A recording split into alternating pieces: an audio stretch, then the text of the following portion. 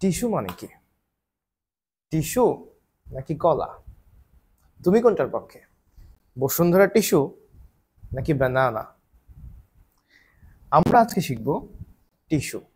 আমি আছি তোমাদের সাথে ডাক্তার সাকিব ভাইয়া। চলো আমরা শুরু করি। তো তোমরা সবাই জানো যে উদ্ভিদ হোক বা প্রাণী হোক, যে কোনো জীবের জীবদেহ গঠিত হয় কোষ দিয়ে।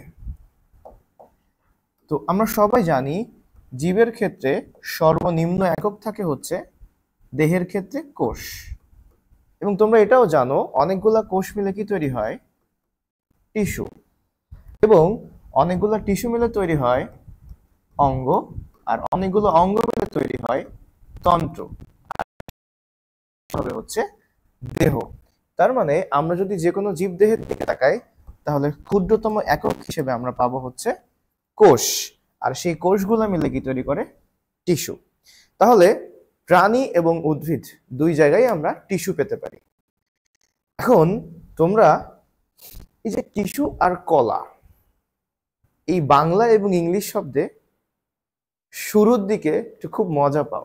যেমন দেখো, টিস্যুর ক্ষেত্রে যদি আমরা চিন্তা করি, এই টিস্যু এটা ইংরেজি শব্দ। এটা যখন আমরা বাংলায় বলি তখন আমরা এটাকে বলি কলা। কিন্তু আমরা কলা বলতে আবার চিনি এই ব্যানানা।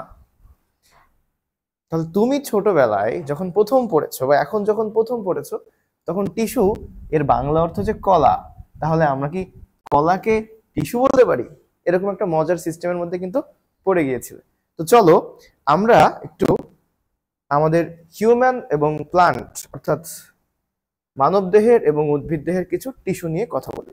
যেমন দেখো, আমাদের মানব দেহে অনেক ধরনের কোষ আছে, অনেক ধরনের স্পেস আছে যেখানে অনেক ধরনের টিস্যু থাকে। তো কেমন টিস্যু থাকে আমি তোমাকে একটু উদাহরণ দিয়ে বলতে পারি। যেমন তোমরা জানো আমাদের ব্রেনের ভেতরে টিস্যু আছে। ব্রেনের টিস্যুগুলো কি টিস্যু? যে স্নায়ু টিস্যু, স্নায়ু কোষ। স্নায়ু কোষগুলো মিলে তৈরি করে স্নায়ু টিস্যু। তারপর আমাদের যে রক্ত আছে, রক্ত এক ধরনের টিস্যু। আমাদের যে পেশিগুলো থাকে সারা দেহে, মাংস পেশি, সেগুলোও এক ধরনের টিস্যু। তো আমাদের দেহে অনেক ধরনের টিস্যু আছে। আবার শুধু যে মানব দেহে বা প্রাণীদের দেহে টিস্যু থাকে এমন না, টিস্যু কিন্তু উদ্ভিদের দেহেও থাকে। তো উদ্ভিদ দেহেও আমরা টিস্যু দেখতে পাই। যেমন তোমরা সবাই জানো যে উদ্ভিদ কি করে? মাটি থেকে পানি পরিবহন করে পাতায় নিয়ে যায়। তো এই পানি পরিবহন করার জন্য ওদের দেহে কিন্তু পরিবহন টিস্যু আছে, জাইলেম আছে, ফ্লোয়েম আছে, আমরা এই নামগুলো পড়বো। তারপর উদ্ভিদের পাতা তৈরি হয়, পাতার ভেতরেও বিভিন্ন রকম টিস্যু থাকে। সরল টিস্যু আছে, জটিল টিস্যু আছে।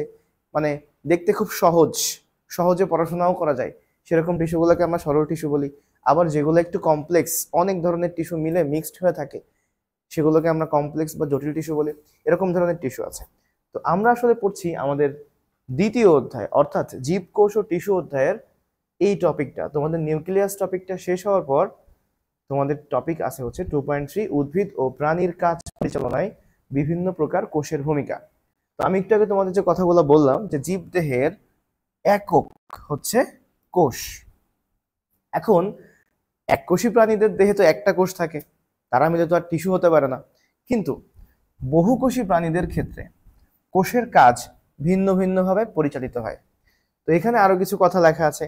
যেমন আদি প্রাণের আবির্ভাবের প্রথম দিন থেকে আজ পর্যন্ত এককোষী প্রাণী প্রোটোজোয়া পর্বের প্রজাতিগুলো তাদের দেহের সব ধরনের ক্রিয়াকলাপ, যেমন খাদ্য গ্রহণ, দেহের বৃদ্ধি, তারপর প্রজনন, সবকিছু একটি কোষের মাধ্যমেই সম্পন্ন করে থাকে। কিন্তু মানে বিষয়টা হচ্ছে যে বিভিন্ন প্রাণীরা বিভিন্ন রকম কাজ করে, কিন্তু যারা এককোষী প্রাণী ওদের দেহে তো একটা কোষ থাকে, ওই একটা কোষ দিয়ে ওরা সব কাজ করে। কিন্তু যারা বহুকোষী প্রাণী তাদের দেহে কি অসংখ্য কোষ থাকে, এই অসংখ্য কোষ দিয়ে ওদের বিভিন্ন কোষ বিভিন্ন রকম কাজ করে। যেমন তোমাদের আমি একটু আগে মানুষের কোষের কথা দেখালাম। যেমন আমাদের স্নায়ুতন্ত্রের কাজ কি? দেহের বিভিন্ন অঙ্গের সাথে সামঞ্জস্য রক্ষা করা, বিভিন্ন সিগন্যাল পৌঁছায় দেওয়া। আমাদের ব্রেন থাকে, স্নায়ু টিস্যু থাকে। আমাদের কাজকর্ম করার জন্য, আমাদের হাড়গোড়গুলোকে ঠিকঠাক করে পরিচালনা করার জন্য, সংকোচন প্রসারণ করার জন্য কি থাকে? পেশি থাকে। তো এরকম বিভিন্ন ধরনের বহুকোষী প্রাণীতে বিভিন্ন রকম টিস্যু থাকে। তো আসলে আমরা একটু দ্রুত পড়বো আজকে, খুব বেশি সময় নিব না। আমি চেষ্টা করব তোমাদের বইয়ের অংশ থেকে আমার কিছু শিট ছিল বা আমার কিছু লেখা ছিল, সেখান থেকে আমি তোমাদের সংক্ষিপ্ত আকারে শেষ করে দিব। তো চলো আমরা তাহলে শুরু করি। প্রথমে যেহেতু টিস্যু নিয়ে আমরা পড়ছি, প্রথমে আমাদের সংজ্ঞাটা জানতে হবে। এখন প্রশ্ন হচ্ছে, আমি সবসময় তোমাদেরকে একটা জিনিস চিন্তা করতে বলি যে টিস্যু আসলে আমরা কিভাবে মনে রাখবো। মনে রাখবো টিস্যু হচ্ছে একটা টিম। টিস্যু মানে কি? টিস্যু মানে হচ্ছে টিম। এখন কোন টিম? কোন টিম? টিম হচ্ছে, ভাবতে পারো যে বাংলাদেশ ক্রিকেট টিম। এখন বলবো যে ক্রিকেট টিম তো জিততেছে না, হ্যাঁ, শুধু হেরে যায়, তো টিস্যু হচ্ছে বাংলাদেশ ক্রিকেট টিম। আচ্ছা, তোমাকে যদি বলা হয় যে একটা টিম তৈরি হয়, নিশ্চয়ই একজন পার্সন দিয়ে বা একজন মানুষ দিয়ে তো টিম তৈরি হয় না। টিম তৈরি হয় কিন্তু অনেকগুলা মানুষ মিলে একসাথে একটা কাজ করে, তারা টিম তৈরি করে। যদি বলি হয় বাংলাদেশ ক্রিকেট টিম, হ্যাঁ, মনে করো বাংলাদেশ ক্রিকেট টিম। এখন এই ক্রিকেট টিমে যারা থাকে, আমি তাদের তিনটা বৈশিষ্ট্যের কথা একটু তোমাদেরকে বলে দিব। যেমন ধরো যে যদি বাংলাদেশ ক্রিকেট টিম হয়, তাহলে নিশ্চয়ই এই ক্রিকেট টিমে যত ক্রিকেটার আছে সবার জন্মস্থান, মানে সবার জন্মস্থান বা বলতে পারি হচ্ছে সবার উৎপত্তি স্থান, হ্যাঁ, উৎপত্তি, সবার উৎপত্তি স্থান বা উৎপত্তি হচ্ছে বাংলাদেশ থেকে। সবার উৎপত্তি কিন্তু বাংলাদেশ থেকে, মানে সবার উৎপত্তি একই জায়গা থেকে, সবাই বাংলাদেশের নাগরিক। আচ্ছা, উৎপত্তি স্থান তাহলে কি? উৎপত্তি স্থান হচ্ছে একই। আচ্ছা, এটা একটু অন্য কালার দিয়ে দিই আমি। সবার উৎপত্তি স্থান একই, সবাই বাংলাদেশ থেকে উৎপত্তি হয়েছে। এখন বাংলাদেশ পুরুষদের cricket team, men's cricket team, তাহলে পুরুষদের ক্রিকেট টিমে কারা থাকবে? পুরুষরা থাকবে। মহিলারা কি থাকতে পারবে? হিজড়ারা কি থাকতে পারবে? না। অর্থাৎ এই টিমে সবাই থাকবে পুরুষ। তাহলে এই টিমে যারা থাকবে সবার গঠন কি হবে, অর্থাৎ সবার গাঠনিক বৈশিষ্ট্য কি হবে? সবাই হচ্ছে পুরুষ হবে। তাহলে গঠন বা বলতে পারো সবার প্রকার, সে কোন প্রকার হবে? পুরুষ প্রকারের হবে। তাহলে গঠন বা প্রকার এটাও সবার সেম হইতে হবে, একই হইতে হবে। তাহলে দেখো দুটা বিষয় বললাম, সবার উৎপত্তি স্থান একই হতে হবে, সবার গঠন বা প্রকার একই হতে হবে। আচ্ছা, এখন যদি তোমার মনে হয় ঠিক আছে বাংলাদেশ থেকে উৎপত্তি হয়েছে, সবাই বাংলাদেশে জন্ম, আমরা একটা টিম বানাবো 11 জনের ক্রিকেট টিম, 10 জন নিব হচ্ছে ক্রিকেট প্লেয়ার, আর একজন নিব হচ্ছে ফুটবলার। যে বাংলাদেশ ফুটবল টিমের ক্যাপ্টেন আছে জামাল ভুঁইয়া, ধরো আমরা ভাবলাম কি জামাল ভুঁইয়ার একটু ক্রিকেট খেলতে নিব, আমরা 11 জনের টিম বানাবো। তাহলে দেখো 10 জন ক্রিকেট খেলছে আর একজন হচ্ছে ফুটবল খেলে, তাহলে এই যে কাজের ক্ষেত্রে ভিন্নতা আছে না? সবাই কি সেম কাজ করে? না, সবাই সেম কাজ করছে না। তাহলে কি সুন্দর একটা টিম হবে? হবে না। পারফেক্ট টিম হইতে গেলে সবার কাজও কি হতে হবে? সেম হতে হবে। তার মানে আমরা এই ফুটবল প্লেয়ারকে নিতে পারবো না, সবাই ক্রিকেট খেলতে হবে। তাহলে সবার কাজ একই হতে হবে। তাহলে ভালো করে খেয়াল করো, তিনটা বিষয় আমি বললাম, তিনটা বিষয় সেম হইতে হবে। সবার উৎপত্তি স্থান একই জায়গা থেকে হইতে হবে, বাংলাদেশ থেকে, সবাই ছেলে হবে, সবার গঠন বা প্রকার একই হতে হবে, এবং সবাই একই রকম কাজ করবে। এইটা মিলে, সবাই মিলে যে গুচ্ছ তৈরি করবে তাকে আমরা বলবো হচ্ছে টিস্যু। তাহলে দেখো আমরা যদি একটু খেয়াল করি, এখন বাজে হচ্ছে 0টা 2, মানে 12টা 2 বাজে রাত। তোমার জন্য ক্লাস রেকর্ড করছি, বিভিন্ন প্রতিকূলতা, কি বলা যায়, প্রতিবন্ধকতা শেষ করে। তো উৎপত্তি স্থল, প্রকার এবং কাজ, এই তিনটা একই রকম হবে। যে গুচ্ছের ক্ষেত্রে বা যে কোষগুলা মিলে যে কোষগুচ্ছের ক্ষেত্রে এটা হবে, তাকে আমরা বলবো হচ্ছে টিস্যু। তাহলে এখন আমরা একটা সংক্ষিপ্ত সংজ্ঞাটা পড়ে আসি। আমাদের বইয়ে একটা সংজ্ঞা আছে, আমি তোমাদের শীটে একটা সংজ্ঞা দিয়েছিলাম। এখন দেখো আমি যদি সহজ করে একটা সংজ্ঞা বলি, তাহলে এমন হবে যে প্রথমে কি বলেছি? উৎপন্ন হওয়া, তাই না? একই স্থান হতে উৎপন্ন হয়, ফার্স্ট কথা একই স্থান থেকে উৎপন্ন হবে। এবং তোমাকে একটা কথা বলি যে এখন এখানে লেখা আছে একই কাজ করে, কিন্তু এখানে লেখা আছে কি একই বা বিভিন্ন প্রকারের একগুচ্ছ কোষ। তাহলে কারা আসলে টিস্যু তৈরি করবে? একগুচ্ছ কোষ, মানে অনেকগুলা কোষ, একগুচ্ছ কোষ, এরা কি হবে? একত্রিত হবে। এখন একত্রিত হওয়ার প্রথমেই কথা হচ্ছে যারা একগুচ্ছ হবে, একগুচ্ছ আকারে একত্রিত হবে, ওদের সবারই একই স্থান থেকে উৎপন্ন হবে, অর্থাৎ একই স্থান হতে উৎপন্ন এবং একই বা বিভিন্ন প্রকারের হবে। আপনি বললেন যে স্যার একটু আগে তো বলছেন যে একই প্রকারের হবে, আসলে একই প্রকারেরই হয়। এখন দেখো 11 জন ক্রিকেটার বা ক্রিকেট প্লেয়ার দেখতে কি একই রকম? সবাই, সবার গঠন একই, সবার কাজ একই, উৎপত্তিও একই, সবাই ছেলে, গঠন একই, কিন্তু সবার চেহারা কি একই রকম? না, একটুখানি ভিন্নতা থাকে না? তো ওই ভিন্নতাটাকে বোঝানো হয়েছে যে একই বা বিভিন্ন প্রকার, হ্যাঁ, একই বা বিভিন্ন প্রকারের একগুচ্ছ কোষ একত্রিত হয়ে যদি একই কাজ করে, তখন তাদেরকে টিস্যু বা কলা বলে। তাহলে এই জায়গাটাতে আমরা দেখলাম একই স্থান হতে উৎপত্তি হয়ে একই বা বিভিন্ন প্রকারের একগুচ্ছ কোষ একত্রিত হয়ে যদি একই কাজ করে, তখন তাকে আমরা কি বলতে পারি? সেই কোষগুচ্ছকে বলতে পারি টিস্যু বা কলা। এখন তোমার বইয়ে কি আছে দেখো, বইয়ে লেখা আছে প্রকার কথাটা আগে দেওয়া আছে যে একই বা বিভিন্ন প্রকার, তাহলে প্রকারের কারা, একগুচ্ছ কোষ। একই বা বিভিন্ন প্রকারের, আমি একই শব্দটা গোল করে দিই, একই বা বিভিন্ন প্রকারের একগুচ্ছ কোষ একত্রিত হয়ে যদি একই কি করবে, কাজ করে, এবং তাদের উৎপত্তিও যদি একই হয়, দেখো একটু ব্রাইটনেস বাড়ালাম, তাদের উৎপত্তিও যদি একই হয়, মানে তোমাদের বইয়ে লেখা আছে অভিন্ন হয়, আসলে অভিন্ন মানেও কিন্তু একই, অভিন্ন শব্দের অর্থ কি, একই, তাহলে উৎপত্তিও যদি একই হয় তখন তাকে আমরা বলতে পারি হচ্ছে টিস্যু। ওকে, তাহলে টিস্যুর বেসিক সংজ্ঞাটা তুমি বইয়েরটাও পড়তে পারো, তুমি সহজ করে যেটা বানানো হয়েছে সেটাও পড়তে পারো, তবে তিনটা বিষয় তোমাকে খেয়াল রাখতে হবে, উৎপত্তি, বিভিন্ন প্রকার বা গঠন, উৎপত্তি, গঠন এবং কাজ, এই তিনটা জিনিস একই হতে হবে। ওকে, একগুচ্ছ কোষের ক্ষেত্রে তখন তাদেরকে আমরা কি বলতে পারি, টিস্যু। তাহলে এখন চলো আমরা আমাদের বইয়ে যে শব্দগুলো আছে, বইয়ে যে টিস্যু নিয়ে কথা বলা আছে সেগুলো নিয়ে আমরা একটু পড়াশোনা করি। তো প্রথমত আমি যদি তোমাদেরকে বলি যে আসলে প্রথমে আমাদের বইয়ে আছে হচ্ছে উদ্ভিদ টিস্যু। তো উদ্ভিদ টিস্যুর ক্ষেত্রে উদ্ভিদ টিস্যু আসলে কয় প্রকার, উদ্ভিদ টিস্যু দেখো বইয়ে লেখা আছে দুই প্রকার, যে এই যে উদ্ভিদ টিস্যু নিয়ে পড়াশোনা হচ্ছে, তো উদ্ভিদ টিস্যু বা প্লান্ট টিস্যু দুই ধরনের হয়, ভাজক টিস্যু এবং স্থায়ী টিস্যু। এখন আমি যদি বলি যে ভাজক টিস্যু এবং স্থায়ী টিস্যু, দেখো ভাজক আর আরেকজনের নাম হচ্ছে স্থায়ী। আমরা এভাবে ফ্লো চার্ট করতে পারি, তোমরা যারা এই ক্লাসগুলো দেখবা তারা বাসায় ফ্লো চার্ট করে নিও, এভাবে সুন্দর করে চার্ট করে নোট করে নিও, চাইলে তোমরা নোটটা শেয়ারও করতে পারো গ্রুপে। ভাজক এবং স্থায়ী, ভাজক টিস্যু এবং স্থায়ী টিস্যু। এখন প্রশ্ন হচ্ছে ভাজক শব্দের অর্থ কি আসলে, ভাজক ভাজিত হয়, কি হয়, সে বিভাজিত হয়, তার মানে যে টিস্যু বিভাজিত হতে পারে তাকে আমরা কি বলবো, ভাজক টিস্যু। তাহলে যে বিভাজিত হতে পারে তাকে বলবো ভাজক টিস্যু। তাহলে স্থায়ী টিস্যু কি, তোমরা চিন্তা করো স্থায়ী মানে কি, স্থায়ী মানে কি সবসময় সেম থাকবে, পার্মানেন্ট, স্থায়ী, এক জায়গায় অবস্থান করতেছে বা একরকম আছে, ও কখনোই আর চেঞ্জ হবে না, কখনোই আর বিভাজিত হবে না। তাহলে ভাজক টিস্যুর বৈশিষ্ট্য কি, ভাজক টিস্যু কি বিভাজিত হতে পারে, ভাজক টিস্যু বিভাজিত হতে পারে না। তাহলে আমরা মনে রাখবো যে ভাজক টিস্যু বিভাজিত হতে পারে না। ওকে, এটা একটু চেঞ্জ করে দিই, যে ভাজক টিস্যু বিভাজিত হতে পারে না। ওকে, তাহলে সরি আমি কি বলতেছি, স্থায়ী টিস্যু বিভাজিত হতে পারে না। তাহলে দেখো ভাজক সে ভাজিত মানে ভাজিত হতে পারে, আর স্থায়ী বিভাজিত হতে পারে না। তোমরা জানো যে কোষ বা টিস্যু বিভাজিত হলে কি হয়, সংখ্যা বৃদ্ধি পায়, তখন আকৃতি বা দৈহিক বৃদ্ধি হয়। ওকে, তোমার বিভাজন টপিকের মধ্যে পড়েছো এর আগে। তাহলে ভাজক এবং স্থায়ী টিস্যুর মধ্যে মেইন পার্থক্য এটা। এখন আমাদের বইয়ে আছে, আমি বইটা সবসময় যাচ্ছি না, কিছু অংশ আমি এখান থেকে দেখাই দিব। তো দেখো বইয়ে আছে হচ্ছে যে স্থায়ী টিস্যু, স্থায়ী টিস্যু নিয়ে পড়াশোনা করতে হবে। এই স্থায়ী টিস্যু আসলে কয় প্রকার, লেখা আছে স্থায়ী টিস্যু হচ্ছে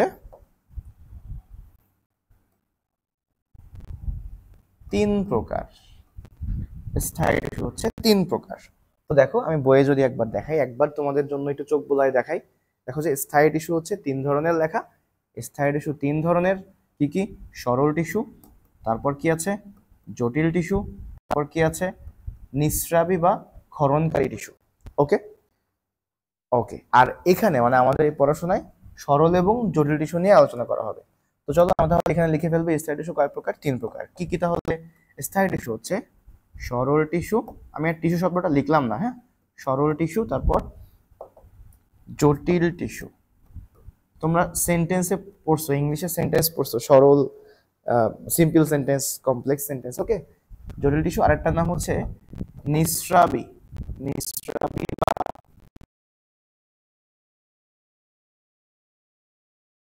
ক্ষরণ করে, হ্যাঁ, নিঃস্রাবী বা ক্ষরণকারী টিস্যু। নিঃস্রাবী মানে কোনো কিছু ত্যাগ করে, নিঃসরণ করে, অর্থাৎ আমরা এখানে মেইনলি কি নিঃসরণ আমরা বুঝতে পারি হচ্ছে কোনো রস নিঃসরণ করে, হ্যাঁ, তখন নিঃস্রাবী বা ক্ষরণকারী টিস্যু। এখন দেখো এই সরল এবং জটিল টিস্যু, এই দুইটা টিস্যু এবং নিঃস্রাবী টিস্যুর মধ্যে কারা কারা আছে আমরা একটু পড়ে নিই। আমরা জাস্ট নামগুলো পড়বো সুন্দর করে। সরল টিস্যু হচ্ছে তিন প্রকার, সরল টিস্যু আবার কয় প্রকার, তিন প্রকার। এই সরল টিস্যু তিন প্রকার আমাদের খুব ডিটেলসে পড়তে হবে। এদের কি কি নাম আছে, সরল টিস্যু হচ্ছে তিন প্রকার, প্যারেনকাইমা, তারপর 2 নম্বরে আছে হচ্ছে কোলেনকাইমা, প্যারেনকাইমা, কোলেনকাইমা, আর 3 নম্বরে আছে স্ক্লেরেনকাইমা। ওকে, তাহলে সবাই মনে মনে একটু উচ্চারণ করে ফেলো, প্যারেনকাইমা, কোলেনকাইমা, স্ক্লেরেনকাইমা। তাহলে সরল টিস্যু হচ্ছে 3 প্রকার, প্যারেনকাইমা, কোলেনকাইমা, স্ক্লেরেনকাইমা। এবং আসো জটিল টিস্যু। জটিল টিস্যু আমরা পড়বো একটু পরে, সরল কি জটিল কি আমি এখনই তোমাকে শেখাই দিচ্ছি। তো জটিল হচ্ছে 2 প্রকার, জাইলেম এবং ফ্লোয়েম, জাইলেম এবং ফ্লোয়েম। ওকে, এদের সম্পর্কে ডিটেলস আমরা আসবো। আর নিঃস্রাবী বা ক্ষরণকারী, এই নিঃস্রাবী বা ক্ষরণকারী এটা সম্পর্কে তোমাদের বইয়ে বলা নাই, তবে এটা আসলে 2 প্রকার হয়। এরা 2 প্রকার, এরা হচ্ছে একটা তরুক্ষীর টিস্যু, আরেকটা হচ্ছে গ্রন্থি টিস্যু। তোমরা জানো বিভিন্ন রকম গ্রন্থিরা হচ্ছে বিভিন্ন রকম রস নিঃসরণ করে, সেই গ্রন্থি টিস্যুগুলো হচ্ছে বিভিন্ন রকম রস নিঃসরণ করে। আর তরুক্ষীর টিস্যু কি, তোমরা বিভিন্ন গাছ থেকে আঠা বের হতে দেখেছো, তো গাছের কোষগুলা কি আঠাগুলা তৈরি করে, আঠাগুলা একটা রস, এই রসগুলো তৈরি করে ওরা বাইরে বের করে দেয়। তো এইগুলা হচ্ছে তরুক্ষীর টিস্যু। ওকে, আঠা, তারপরে আরো বিভিন্ন রকম রস নিঃসৃত হয় বিভিন্ন গাছ থেকে সেগুলা। আর গ্রন্থি টিস্যু তো জানোই, আমাদের দেহে বিভিন্ন গ্রন্থি আছে, যেমন লালা গ্রন্থি থাকে আমাদের। লালা গ্রন্থির কাজ কি, লালা রস নিঃসরণ করা।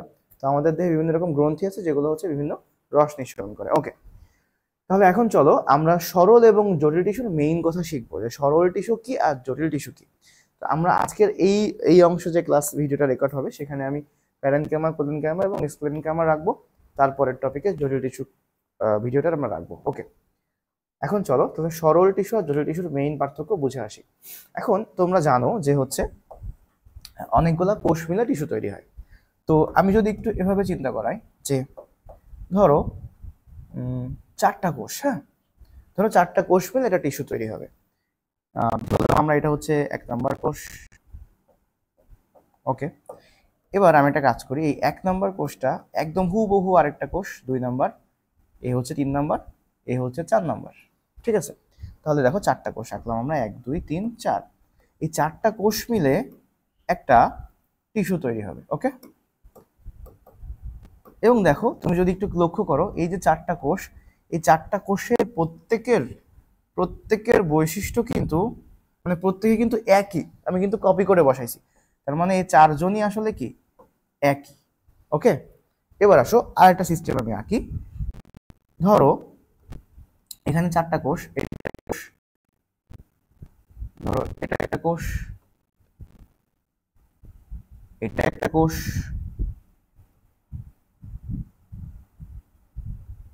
ধরো এটা একটা কোষ। এখন তোমাকে যদি আমি প্রশ্ন করি, নাম্বারিং করে, ধরো 1 2 3 4। এখন দেখো তো এখানে যে 4টা কোষ আমি আঁকছি, এই 4টা কোষ কি 4 রকম নাকি একই রকম? তুমি বলবো যে 4 রকম। আচ্ছা, তাহলে এখানে দেখো এই যে কোষগুলো আমরা আঁকলাম, এই কোষগুলোর ক্ষেত্রে এই 4টা কোষ যেহেতু 4 রকম, মানে বলতে পারো যে বিভিন্ন রকম। এই 4টা কোষ কি বিভিন্ন ধরনের, আর এইদিকে 4টা কোষ কি ছিল একই, এরাও একটা টিস্যু তৈরি করবে। এই 4টা কোষ মিলেও একটা টিস্যু তৈরি করবে। তাহলে এই 4 জন মিলেও একটা টিস্যু তৈরি করছে, আবার এই 4 জন মিলেও টিস্যু তৈরি করছে। তাহলে দেখো যে ক্ষেত্রে একটা টিস্যু তৈরি হওয়ার সময় কোষগুলো প্রত্যেকের বৈশিষ্ট্য একই থাকে। এখন কি কি বৈশিষ্ট্য একই থাকে? আমরা বলতে পারি যে প্রত্যেকের, এই দেখো আকার, প্রথমে আমরা বলতে পারি আকার, তারপর বলতে পারি আকৃতি, তারপর বলতে পারি হচ্ছে বৈশিষ্ট্য।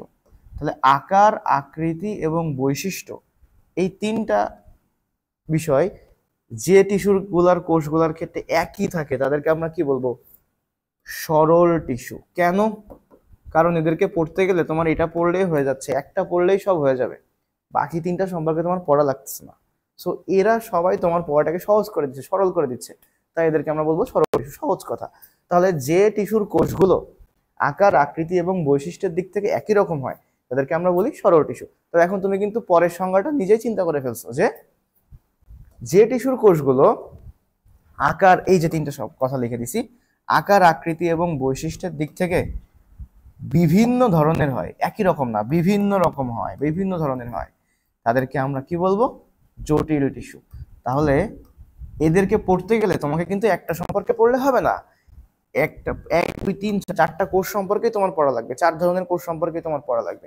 তাহলে এই এই টিস্যুগুলো তোমার পড়াটাকে জটিল করে ফেলতেছে, তাই এদেরকে আমরা কি বলি, জটিল টিস্যু। আসলে বুঝতে পারছো যে বিভিন্ন রকম জিনিসের মিক্সড, তখন সেটা জিনিসটা কি জটিল হয়ে যায় না, কমপ্লেক্স হয়ে যায়, তাই এদেরকে বলা হয় জটিল টিস্যু, কমপ্লেক্স টিস্যু। আর এরা হচ্ছে সরল, তাই এদেরকে বলা হয় সরল টিস্যু বা সিম্পল টিস্যু। ওকে, তাহলে আমি আশা করি সরল এবং জটিল টিস্যুর মেইন পার্থক্য তোমাদেরকে বোঝাইতে পারছি। এখন চলো আমরা এখন পড়বো হচ্ছে সরল টিস্যু।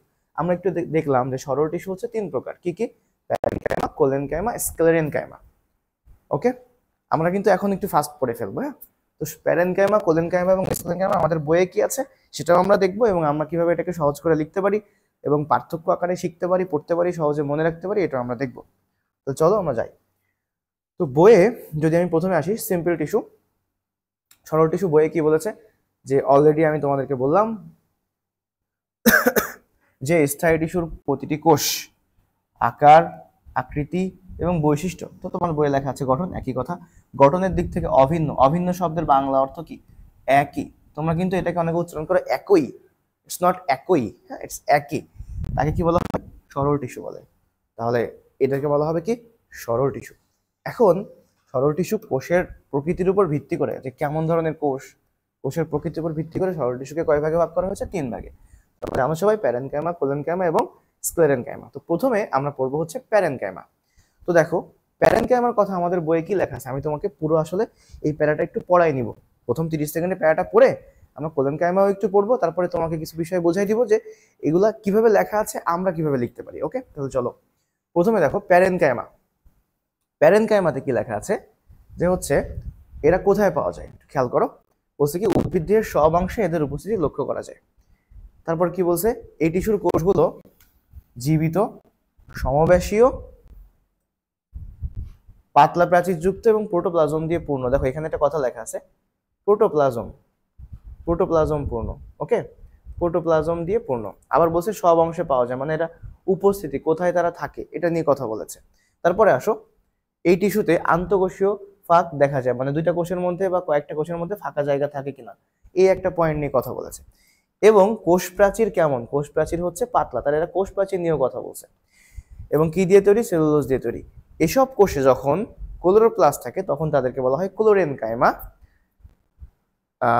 তারপরে দেখো, এটা স্পেশাল ধরনের প্যারেনকাইমা, ক্লোরেনকাইমা। এবার আছে কি, জলজ উদ্ভিদের বড় বড় বায়োকুঠুরিযুক্ত প্যারেনকাইমাকে অ্যারেনকাইমা বলে। আমরা কিন্তু সব ছবি দেখবানি, হ্যাঁ অ্যারেনকাইমার ছবিও দেখবো, বুঝবো। প্যারেনকাইমা টিস্যুর প্রধান কাজ কি, দেহ গঠন করা, খাদ্য প্রস্তুত করা, খাদ্য সঞ্চয় এবং খাদ্যদ্রব্য পরিবহন করা। তো এই কথাগুলো তোমাদেরকে আমি জাস্ট যখন পড়াই দিব 2 মিনিটে, তখন দেখবো প্যারেনকাইমা মাথার মধ্যে একটু ঢুকে যাবে। তো খেয়াল করো, এরপরে আমরা একটু কোলেনকাইমাতে আসি। কোলেনকাইমাতে কি লেখা আছে, এগুলো বিশেষ ধরনের প্যারেনকাইমা। তার মানে এই লাইনটা খেয়াল করবা তোমরা, যে collenchyma one kind of parenchyma, parenchyma কোষ দিয়ে তৈরি। এবার দেখো, কোষ প্রাচীরে কি থাকে, সেলুলোজ থাকে, এবং সাথে কি থাকে, পেকটিন।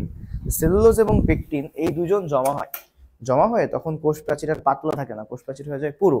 তাহলে কোষ প্রাচীর নিয়ে এখানে কথা বলা আছে, তবে এদের কোষ প্রাচীর পুরু এবং কোনাগুলো অধিক পুরু। আচ্ছা, কোনা নিয়েও কথা বলা আছে। এই টিস্যু কোষগুলো কেমন হয়, লম্বাটে এবং সজীব হয়, মানে লম্বাটে হয়। আর সজীবের কথা যখনই আসবে তখনই কোন শব্দটা আসবে, প্রোটোপ্লাজম পূর্ণ। তো আমি এগুলো কিভাবে লিখতে হয় দেখাই দিচ্ছি। প্রোটোপ্লাজম পূর্ণ কোষ এবং আন্তঃকোষীয় ফাঁক থাকতে পারে, এটাও বলেছে। কোষ প্রান্ত কেমন সেগুলো বলা আছে, এদের কাজ কি, খাদ্য প্রস্তুত, উদ্ভিদকে দৃঢ়তা প্রদান করা, এই কথাগুলো আছে। কোথায় এরা থাকে, পাতার শিরা, পত্রবৃন্ত থাকে, এগুলোও বলা আছে। সেগুলো কি বোঝাবো, কচি নমনীয় কাণ্ড, যেমন কুমড়া ও দণ্ডকলসের কাণ্ডে এরা থাকে। এরা দৃঢ়তা প্রদান করে, কারণ যারা শক্ত হয় তারা দৃঢ়তা প্রদান করতে পারে। আর হচ্ছে এই কোষে যখন ক্লোরোপ্লাস্ট থাকে তখন তারা খাদ্য প্রস্তুত করে। তার মানে তুমি তো জানোই যে ক্লোরোপ্লাস্টের কাজই খাদ্য প্রস্তুত করা। তো এরা যখন এই টিস্যুতে যখন ক্লোরোপ্লাস্ট থাকবে তখন খাদ্য প্রস্তুত করতে পারবে। এখন চলো আমরা একটা ওভারভিউ পাইলাম। তো স্ক্লেরেনকাইমাও সেম টাইপের। তো আমি এখানে একটা কাজ করব, সেটা হচ্ছে আমি এখানে তোমাদের লেখার প্যাটার্নটা বোঝাই দিব। দেখো, যদি আমরা কখনো প্যারেনকাইমা টিস্যু লিখি আমাদের পরীক্ষাতে, তখন আমরা যে কাজটা করব, তুমি হেডলাইন দিবা সুন্দর করে প্যারেনকাইমা, চাইলে তুমি ইংলিশ বানানটাও পাশে লিখতে পারো। তো প্যারেনকাইমা। এখন প্যারেনকাইমার ক্ষেত্রে আমাদের যে কাজ সেটা হচ্ছে আমরা খুব স্পেসিফিক ওয়েতে যাব। আমাদের প্রথম পয়েন্টটা হবে হচ্ছে কোষটা কেমন। তার মানে আমরা এইভাবে পয়েন্ট করে লিখবো, যদি আমরা একটা লিখতে হয়, কোষের ধরন। ঠিক আছে, কোষের ধরন মানে কোষটা কেমন। দেখো তোমার বইয়ে লেখা আছে হচ্ছে কোষটা কেমন, দেখো জীবিত, সমব্যাসীয়, পাতলা প্রাচীরযুক্ত এবং প্রোটোপ্লাজম দিয়ে পূর্ণ। তোমাকে আমি এই বিষয়টা বোঝাই দিব যে জীবিত, মনে রাখবা যেখানে এই শব্দটা থাকবে জীবিত, কোষ যখন জীবিত হবে তখন অবশ্যই সে কি হবে, প্রোটোপ্লাজম পূর্ণ হবে। কারণ তোমরা সবাই জানো যে প্রোটোপ্লাজম যদি আমি বোঝাই, প্রোটোপ্লাজম মনে করো তোমরা সবাই জানো যে একটা কোষের সবচেয়ে বাইরে কি থাকে, কোষ প্রাচীর থাকে, কোষ প্রাচীর থাকে। আচ্ছা, তারপরে কি থাকে, কোষ ঝিল্লি থাকে, এবং কোষ ঝিল্লির মধ্যে কি থাকে, এরকম নিউক্লিয়াস থাকবে, নিউক্লিওলাস থাকবে, নিউক্লিয়ার রেটিকুলাম থাকবে, তারপর কিছু সাইটোপ্লাজমীয় অঙ্গাণু থাকে, বিভিন্ন রকম সাইটোপ্লাজমীয় অঙ্গাণু থাকে, মাইটোকন্ড্রিয়া, লাইসোজোম, গলগি বডি, তারপর থাকবে হচ্ছে ক্লোরোপ্লাস্ট থাকবে। তার মানে আমরা একটা জিনিস খেয়াল করতে পারি যে কোষ প্রাচীর তো জড় উপাদান, তোমাদের শেখাইছিলাম যে কোষ প্রাচীর কেমন উপাদান, কোষ প্রাচীর হচ্ছে জড় উপাদান, আর বাকি ভেতরে যা থাকে এই কোষ ঝিল্লি দিয়ে আবৃত পুরা এই যে অংশটা আমরা দেখতে পাচ্ছি এটা হচ্ছে প্রোটোপ্লাজম। তোমরা এর আগে শিখেছো যে প্রোটোপ্লাজম হচ্ছে কোষের সবচেয়ে সজীব অংশ। আর সজীব মানে কি, সজীব মানে হচ্ছে জীবিত। তাহলে কোষের জীবিত বা সজীব অংশ হচ্ছে প্রোটোপ্লাজম। প্রোটোপ্লাজম কেমন থাকে, নরম থাকে, থকথকে জেলির মতো, এটাও পড়েছো। তাহলে কোষের প্রোটোপ্লাজম যদি থাকে তাহলেই সেই কোষটা সজীব বা জীবিত হবে। তার মানে দেখো যেখানেই আমরা পাবো কোষ হচ্ছে সজীব বা জীবিত, তার মানে সেখানে অবশ্যই কি বুঝবো, প্রোটোপ্লাজম থাকবে। এই কথাগুলো কিন্তু খুব বেসিক, তোমার সবগুলা মানে যতগুলো টিস্যু আমরা পড়বো সবগুলা টিস্যু পড়ার জন্য এই বেসিক কিন্তু কাজে লাগবে, এটা মাথায় রাখতে হবে। তাহলে প্যারেনকাইমা কোষের ধরনটা কেমন হবে, আমরা এটা বলতে পারি হচ্ছে সজীব বা জীবিত। দেখো তোমার বই লেখা আছে জীবিত, প্রোটোপ্লাজম পূর্ণ, তো এটা আমরা বলতে পারি জীবিত এবং সমব্যাসীয়। তাহলে জীবিত লিখতে পারি আমরা। কোষের ধরন অনেক সময় আমি এই পয়েন্টটাকে তোমাদের অনেক সময় লিখে দিই হচ্ছে সজীবতা, পয়েন্টটা অনেক সময় আমরা লিখতে পারি হচ্ছে সজীবতা, মানে সজীব কিনা বা জীবিত বা মৃত কিনা। হ্যাঁ, তাহলে জীবিত। ওকে, তো এভাবে আমরা অনেক কিছু লিখতে পারি। পরে দেখো প্রোটোপ্লাজম, প্রোটোপ্লাজম কেমন বা প্রোটোপ্লাজম পয়েন্টটা আমরা নিতে পারি যে এখানে কালার আমি একটু চেঞ্জ করে দিই তাহলে বুঝতে সুবিধা হবে তোমাদের। ওকে,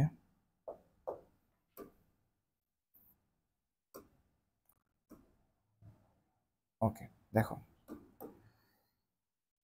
প্রোটোপ্লাজম, তাহলে প্রোটোপ্লাজম যেহেতু সজীব বা জীবিত, সো অবশ্যই সে কি হবে, প্রোটোপ্লাজম পূর্ণ হবে, অবশ্যই প্রোটোপ্লাজম পূর্ণ হবে, প্রোটোপ্লাজম পূর্ণ। এখন আমি যদি এই পুরো হচ্ছে টপিকগুলো এভাবে লিখতে যাই তাহলে আমাদের ভিডিও আসলে অনেক বেশি লেন্দি হয়ে যাবে। আমি যে কাজটা করব, আমাদের যে শীট আছে সেখান থেকে আমি তোমাদের দেখাই দিব। তাহলে চলো আমরা একটু দেখে আসি। প্রথম কথা হচ্ছে আমি পয়েন্টগুলো বোঝাই দিচ্ছি যে কিভাবে আমরা লিখব। প্রথম পয়েন্টটা সবাই একটু খেয়াল করো যে প্রথমে আছে কি, প্যারেনকাইমা, কোলেনকাইমা, স্ক্লেরেনকাইমা। ওকে, এখন আমরা এটা কিভাবে লিখব, কোষের ধরন, প্রথম পয়েন্টেই তুমি এভাবে লিখতে পারো কোষের ধরন। পার্থক্যের বিষয়ে লেখা আছে, কারণ যদি কখনো পার্থক্য আকারে আসে আমরা এটা পারবো। যেহেতু আমি একটু এই সাইডের দিকে দাঁড়াবো, আমরা একটু এইদিকে ঘোরাই নি। ওকে,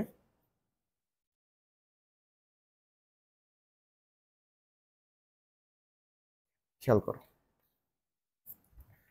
কোষগুলো কেমন হবে, জীবিত এবং সমব্যাসীয়, মানে একটু গোল্লা গোল্লা থাকে, একই রকম ব্যাস হয়, আমি বুঝাই দিব। আর জীবিত থাকলেই দেখো এখানে একটা লেখা আছে পয়েন্ট, প্রোটোপ্লাজমের পরিমাণ, এই পয়েন্টটাতে আমরা লিখতে পারি। দেখো তুমি মনে রাখবা জীবিত থাকলেই সে কি হবে, প্রোটোপ্লাজম যুক্ত বা প্রোটোপ্লাজম পূর্ণ, এই পয়েন্টটা মাথায় রাখতে হবে। জীবিত হইলেই কি হবে, প্রোটোপ্লাজম পূর্ণ। ওকে, এরপরে আসো কোলেনকাইমা। কোলেনকাইমাও তো সেম কিছু বৈশিষ্ট্য আমরা পাবো। তাহলে কোষের ধরন কেমন হবে, এখানে লেখা আছে কোষগুলো হচ্ছে জীবিত হবে, এবং আমি তোমাদের বলছি জীবিত হইলেই আমরা কি পাবো, জীবিত হইলেই সে হচ্ছে প্রোটোপ্লাজম যুক্ত বা প্রোটোপ্লাজম পূর্ণ। তবে প্যারেনকাইমা থেকে কোলেনকাইমাতে একটু কম প্রোটোপ্লাজম থাকে, তাই আমি এখানে প্রোটোপ্লাজমের পরিমাণ বা প্রোটোপ্লাজম পয়েন্টটাতে লিখেছি প্যারেনকাইমাতে অধিক প্রোটোপ্লাজম যুক্ত, আর কোলেনকাইমা হচ্ছে তুলনামূলক কম প্রোটোপ্লাজম যুক্ত। ওকে, সাথে আমাদের আরেকটা কোষ আছে, তার নাম হচ্ছে স্ক্লেরেনকাইমা। ওকে, স্ক্লেরেনকাইমা সম্পর্কে আমরা ডিটেলসে পড়বো, তো এখন আমি শিখাই দিই তোমাদের। তোমরা দেখো কোষগুলো লেখা হচ্ছে মৃত। এখন মৃত আসলে আমাদের মাথায় কি আসবে, একটু আগেই বলছি যে জীবিত হইলে প্রোটোপ্লাজম পূর্ণ, তাহলে মৃত হইলে কি হবে, প্রোটোপ্লাজম বিহীন। তাহলে এই পয়েন্টটা খেয়াল করো, প্রোটোপ্লাজমের ক্ষেত্রে আমরা মনে রাখবো প্রোটোপ্লাজম বিহীন। তাহলে দেখো আমরা কিন্তু একটা লাইনে মানে একটা থট দিয়ে দুইটা পয়েন্ট কিন্তু আমরা ক্রিয়েট করে ফেলছি। ওকে, এবার চলে আসো পরে কি পড়বো, কোষের আকার কেমন হবে, আকার একটু পরে আসি, আগে আমি একটু কোষের প্রাচীর পড়ে আসি। দেখো কোষ প্রাচীর, এটাও কিন্তু সুন্দর একটা পয়েন্ট হবে তোমার যখন তুমি সিঙ্গেল একটা টপিক লিখবা। তো কোষ প্রাচীর, কোষ প্রাচীর কেমন হয়, পাতলা। আমি দেখাবো কোষ প্রাচীর কিভাবে পাতলা, সেটাও তোমাদের দেখাবো। তো পাতলা কোষ প্রাচীর সে কি দিয়ে তৈরি হয়, সেলুলোজ দিয়ে। মনে রাখবো পাতলা কোষ প্রাচীর, অলওয়েজ মনে রাখবা সব সময়ের জন্য পাতলা জিনিস তৈরি হবে সেলুলোজ দিয়ে। পাতলা কোষ প্রাচীর তৈরি হবে কি দিয়ে, সেলুলোজ দিয়ে। এরপর আসো কোলেন কাইমা, কোলেন কাইমার কোষ প্রাচীরে লেখা আছে কি, কোষ প্রাচীরটা হচ্ছে পুরু হয়।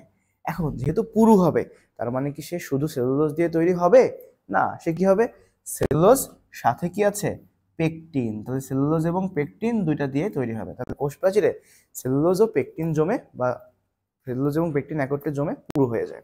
এরপরে আসো স্কেলেরেন কাইমা, এর কোষ প্রাচীরও কেমন থাকবে, পুরু। তোমাকে জাস্ট মেইন শব্দগুলো ব্রেনে রাখতে হবে। হুবহু বইয়ের লাইন মুখস্থ করতে গেলে কষ্ট হয়, কিন্তু অনেকে পারো, তারপরেও তুমি বেসিক কথাটা মনে রাখবা। তাহলে সমানভাবে হচ্ছে খুব সমানভাবে পুরু থাকে, পুরু থাকে মনে রাখলে হবে। এবং এটা কি দিয়ে তৈরি, লিগনিন দিয়ে। মনে রাখবা লিগনিন দিয়ে যারা তৈরি হয় সবাই পুরু হয়, ঠিক আছে। লিগনিন যদি যখন পুরু আকারে থাকে তখন পুরু হয়। শুধুমাত্র এক জায়গায় আমরা পাবো যে লিগনিন জমা থাকে, তাও সেটা পাতলা হয়, সেটা হচ্ছে আমরা জটিল টিস্যুতে পাবো। তাহলে এখানে মনে রাখবা স্কেলেরেন কাইমা পুরু, এবং সেটা কি দিয়ে তৈরি, লিগনিন দিয়ে। এগুলো কিন্তু এমসিকিউ এর জন্য ভেরি মাচ ইম্পর্টেন্ট, তাহলে খেয়াল করো। কোষ প্রাচীর প্যারেনকাইমা হচ্ছে পাতলা সেলুলোজ দিয়ে তৈরি, কোলেনকাইমার কোষ প্রাচীর হচ্ছে সেলুলোজ এবং পেকটিন দিয়ে তৈরি, সো অবশ্যই কি হবে, পুরু হবে। আর স্ক্লেরেনকাইমার কোষ প্রাচীর কি, পুরু, এবং কি দিয়ে তৈরি, লিগনিন দিয়ে তৈরি বা লিগনিন যুক্ত। ওকে, নেক্সট চলে আসো। এই যে আন্তঃকোষীয় ফাঁকা জায়গা, এটা আমি পড়ানোর জন্য আসলে আমাদের একটু এই ছবিগুলো দেখে ফেলতে হবে। আমাদের বইয়ে যে ছবিগুলো আছে, প্যারেনকাইমা, কোলেনকাইমা এবং স্ক্লেরেনকাইমা, চলো আমি তোমাদের কোষ প্রাচীরটাও বোঝাই দিব এবং আন্তঃকোষীয় ফাঁকা জায়গাটাও বোঝাই দিব। সবাই একটু এই ছবির দিকে খেয়াল করো। দেখো এটা হচ্ছে তোমাদের বইয়ের প্যারেনকাইমা কোষ বা প্যারেনকাইমা টিস্যু। এখন প্যারেনকাইমাতে এই যে কোষগুলো দেখতে পাচ্ছি, আমি আঁকানো তোমাদের এখনই শিখাই দিচ্ছি কিভাবে তোমরা আঁকাবা। দেখো তো এই যে প্রাচীরটা দেখতে পাচ্ছি আমরা, এই প্রাচীর তুলনামূলকভাবে কিন্তু একটু একটা দাগ দিয়ে আমি আঁকাচ্ছি। একটা দাগে দেখো ভরে গেছে প্রাচীরটা, তাহলে এটা আসলে খুব বেশি পুরো না, এটা হচ্ছে পাতলা। এবং দেখো এইখানে যদি আমরা দেখি, এই যে আমি একটু দেখি তোমাদের এইখানে একটু জুম করে দেখাই দিই, খেয়াল করলে বুঝতে পারবা। দেখো এখানে এই যে কোষগুলো আছে, এই যে প্রাচীরগুলো আছে, দেখো তো তোমার বইয়ে যদি তুমি বই থেকে মিলাইতে পারবা, এই প্রাচীরগুলো হচ্ছে পাতলা। এবং এখানে খেয়াল করো, এই জায়গাটা একটু ফাঁকা আছে, এখানে একটু ফাঁকা আছে, এই তিনটা কোষের মাঝখানে এখানে ফাঁকা আছে, এখানে ফাঁকা আছে। এই ফাঁকা জায়গাগুলোকে বলা হয় আন্তঃকোষীয় ফাঁক বা আন্তঃকোষীয় ফাঁকা জায়গা। আন্ত মানে কি, আন্ত মানে কয়েকটা কোষের মাঝে বা দুই তিনটার মাঝে বা অনেকগুলা কোষের মাঝে। আন্ত মানে কি, ইন্টার, ইন্টার মানে হচ্ছে আন্ত। ওকে, তাহলে খেয়াল করো, ইন্টার হচ্ছে আন্ত। তাহলে এই ফাঁকা জায়গাগুলোকে বলা হয় আন্তঃকোষীয় ফাঁকা জায়গা। তাহলে আমরা আশা করি কোষ প্রাচীরটাও বুঝলাম এবং আন্তঃকোষীয় ফাঁকা জায়গাও বুঝলাম। তাহলে অবশ্যই মাথায় রাখবো, এই যে প্যারেনকাইমা, কত প্যারেনকাইমা ছবি দেওয়া, প্যারেনকাইমাতে কি থাকবে, আন্তঃকোষীয় ফাঁকা জায়গা থাকে। ওকে, এবার আসো, পাশে আছে হচ্ছে কোলেনকাইমা। তো কোলেনকাইমার কোষ প্রাচীরগুলা এগুলো একটু পুরু হয় এবং কোষগুলা একটু দেখতে এরকম, তুমি যদি এখানে খেয়াল করো, কোষগুলা এরকম ভাবে দেখতে। আর আমরা যদি স্কেলেরেনকাইমা দেখি, স্কেলেরেনকাইমার কোষগুলা কেমন, এগুলো এরকম দেখতে। এখন আমরা কিভাবে পরীক্ষাতে আঁকাবো বা আমরা কিভাবে আসলে বুঝবো যে আমাদের উদ্দীপকে কোনটা দিয়েছে, ছবি দেখে কিভাবে বুঝবো, তোমাকে এই ছবিগুলো কিন্তু অবশ্যই চিনতে এবং পারতে হবে। তাহলে এই ছবিগুলো আমরা কিভাবে আঁকতে পারি সেটা তোমাকে বোঝাই দিই। এখন একটু খেয়াল করো, এইখানে বিভিন্ন রকম আকৃতি তুমি দেখতে পাচ্ছ, ষড়ভুজাকার, পঞ্চভুজাকার, বহুভুজাকার, এক কথায় বললে। এবং এদের কোষ প্রাচীরগুলো কিন্তু আসলেই পুরু। তুমি একটু দাগের, কালো দাগের দুই সাইডে দেখো সাদা কালারের দাগ আছে, ওটা তুমি খেয়াল করতে পারো। ওই সাদা কালারের গুলাও কিন্তু কোষ প্রাচীরের অংশ, ওগুলোও কিন্তু পুরু। হ্যাঁ, তুমি বইয়ে দেখে নিবা, দেখবা যে এখানে সাদা কালারের অংশ আছে। আর এই ক্ষেত্রে দেখো এদের কোষ প্রাচীর পুরু এবং এখানে দেখো ডাবল ডাবল লেয়ার আছে, দেখছো এরকম যে আকারগুলো আছে, ডাবল ডাবল লেয়ার আছে। তাহলে চলো চলো আমরা তোমাকে শেখাই দিই যে কিভাবে আমরা আসলে এই প্যারেনকাইমা, কোলেনকাইমা এবং স্ক্লেরেনকাইমা কোষগুলো আঁকাতে পারি সহজে। দেখো এখানে আমি ছোট ট্রিক্স তোমাদের ইউজ করে শেখাই দিই। প্রথমে মনে রাখবা, যখন আমি প্যারেনকাইমা আঁকাবো, আমি সাদা কালার এক কালার দিয়ে আঁকাই, তোমাদের পেন্সিল দিয়ে আঁকাইতে সুবিধা হবে, এক কালার দিয়ে আঁকায় বুঝাই দিই। তুমি জাস্ট একটা পেন্সিল দিয়ে একটা দাগ দিয়ে গোল্লা দিবা, একটা দাগ দিয়ে গোল্লা দিবা, এরকম করে তুমি বেশ কয়েকটা গোল্লা পাশাপাশি বসাই দিলা, ঠিক আছে। এভাবে একটা দাগ দিয়ে তুমি গোল্লা দিবা। তোমাদের যাদের রবিবার বা সোমবারে এক্সাম আছে, তোমরা হচ্ছে আমার ক্লাসটা দেখতে দেখতে বইটা সামনে রেখে একবারে পড়ে ফেলো। এরকম বেশ কয়েকটা গোল্লা দিলা, হ্যাঁ। গোল্লা দিয়ে তোমার গোল্লা যে একদম হুবহু বৃত্তের মতো হইতে হবে এমন কোনো কথা নাই, সিম্পল করে গোল্লা দিবা। এরকম গোল্লা দেওয়া শেষ করে এবার মোটামুটি এটা একটা গোলের মতো একটা স্ট্রাকচারে নিয়ে আসতে পারো, বেশি গোল্লা আবার দেওয়ারও দরকার নেই। এখন আসো, এই যে গোল্লাগুলা আমরা যে কাজটা করব, এর ভেতরে তোমরা জানো যে প্রোটোপ্লাজম থাকে, তার মানে নিউক্লিয়াস থাকে। সো এই ভেতরে একটা নিউক্লিয়াস এর অংশ আঁকাবো, আঁকায় এর চারপাশে একটা গোল্লা দিব। মানে কি আঁকাচ্ছি আমি, নিউক্লিয়াসের একটা বর্ডার দিয়ে দিচ্ছি। তাহলে এই সেম তুমি গোল্লা একটা দিবা, ফোঁটা দিবা, তার চারপাশে একটা বর্ডার দিয়ে দিবা, নিউক্লিয়াসের বর্ডার। সো নিউক্লিয়াসের বর্ডার সহ নিউক্লিয়াস তোমার আঁকানো হয়ে গেল। তাহলে এগুলো আঁকাইতে কিন্তু খুব বেশি সময় নেওয়া যাবে না। তাহলে যদি কখনো প্যারেনকাইমা কোষ আঁকাইতে আসে বা প্যারেনকাইমা টিস্যু আঁকাইতে আসে, তুমি একটা পেন্সিলের একটা একটা দাগ দিবা। মনে রাখো যে একটা দাগ না দিলে কিন্তু বেশি মোটা হয়ে গেলে কিন্তু কোষ প্রাচীরের প্রাচীর কিন্তু মোটা হয়ে যাবে। সো আমরা মনে রাখবো এটা হচ্ছে প্যারেনকাইমা। So parenchyma. এবং তোমাদের যে সমস্যাটা হয়, তোমরা অনেকে আছো যে চিত্র ছবিটা আঁকাও পেন্সিল দিয়ে, নিচে লেখো যে চিত্র প্যারেনকাইমা, এটা লেখা হচ্ছে কলম দিয়ে। এটা কিন্তু লেখা যাবে না, সবকিছুই কিন্তু পেন্সিল দিয়ে লিখতে হবে। তাহলে প্যারেনকাইমা আঁকাইলাম, তো আমি ট্রিক্সটা শেখাই দিচ্ছি, ট্রিক্স নিচে লিখে দিচ্ছি। এটা এটা তো আর কলম দিয়ে বা পেন্সিল দিয়ে না, এটা তোমাকে বোঝানোর জন্য বলতেছি। মনে রাখবো হচ্ছে একটি দাগ। তুমি যাই আঁকাবা কয়টা দাগ দিবা, একটা দাগ দিবা, ওকে। প্যারেনকাইমা আঁকানোর সময় একটা দাগ দিবা, ওকে। যে প্যারেনকাইমা আমরা পারবো, চলো পরেরটা আমি একটু কোলেনকাইমা শেখাই দিই। কোলেনকাইমা কোষ প্রাচীর কেমন, পুরো। আচ্ছা, তোমাদের একটু মার্কিং করাটাও বোঝাই। দেখো তোমাদের বইয়ে কিছু মার্কিং করা আছে যে পাতলা কোষ প্রাচীর, সাইটোপ্লাজম, নিউক্লিয়াস, আন্তঃকোষীয় ফাঁক। তো তোমরা মার্কিং করাটা আগে বোঝাই দিচ্ছি, তারপরে আমি যাচ্ছি। এখন প্রশ্ন হচ্ছে, মার্কিং করার সময় তোমরা সব সময় যে কোনো ছবির ক্ষেত্রে, যে কোনো ক্ষেত্রে তোমরা যে কাজটা করবা, একটা ইমাজিনারি লাইন টানবা। একটা ইমাজিনারি লাইন টানবা এই বরাবর। ধরো তোমার এই বরাবর একটা ইমাজিনারি লাইন আছে, মানে ব্রেনে জাস্ট টানবা, কিন্তু আঁকানোর দরকার নাই। এখন আসো, তুমি যে মার্কিং গুলা করবা সব দাগগুলা এই লাইন বরাবর নিয়ে আসবা, তার পাশে লিখবা। যেমন ধরো এখানে আমরা যদি লিখি, এখানে হচ্ছে কোষ প্রাচীর, সো এখানে আমরা কি লিখতে পারি, তোমার বইয়ে লেখা আছে পাতলা প্রাচীর, ওকে। তাহলে কোষ প্রাচীর পাতলা আছে, সো এটা পাতলা প্রাচীর বা কোষ প্রাচীর লিখলেও হবে।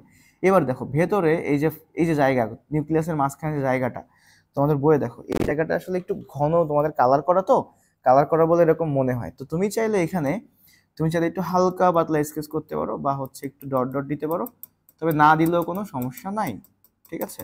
কারণ তোমাকে বোঝাই দিতে হবে মার্কিং করে যে এই জায়গায় প্রোটোপ্লাজম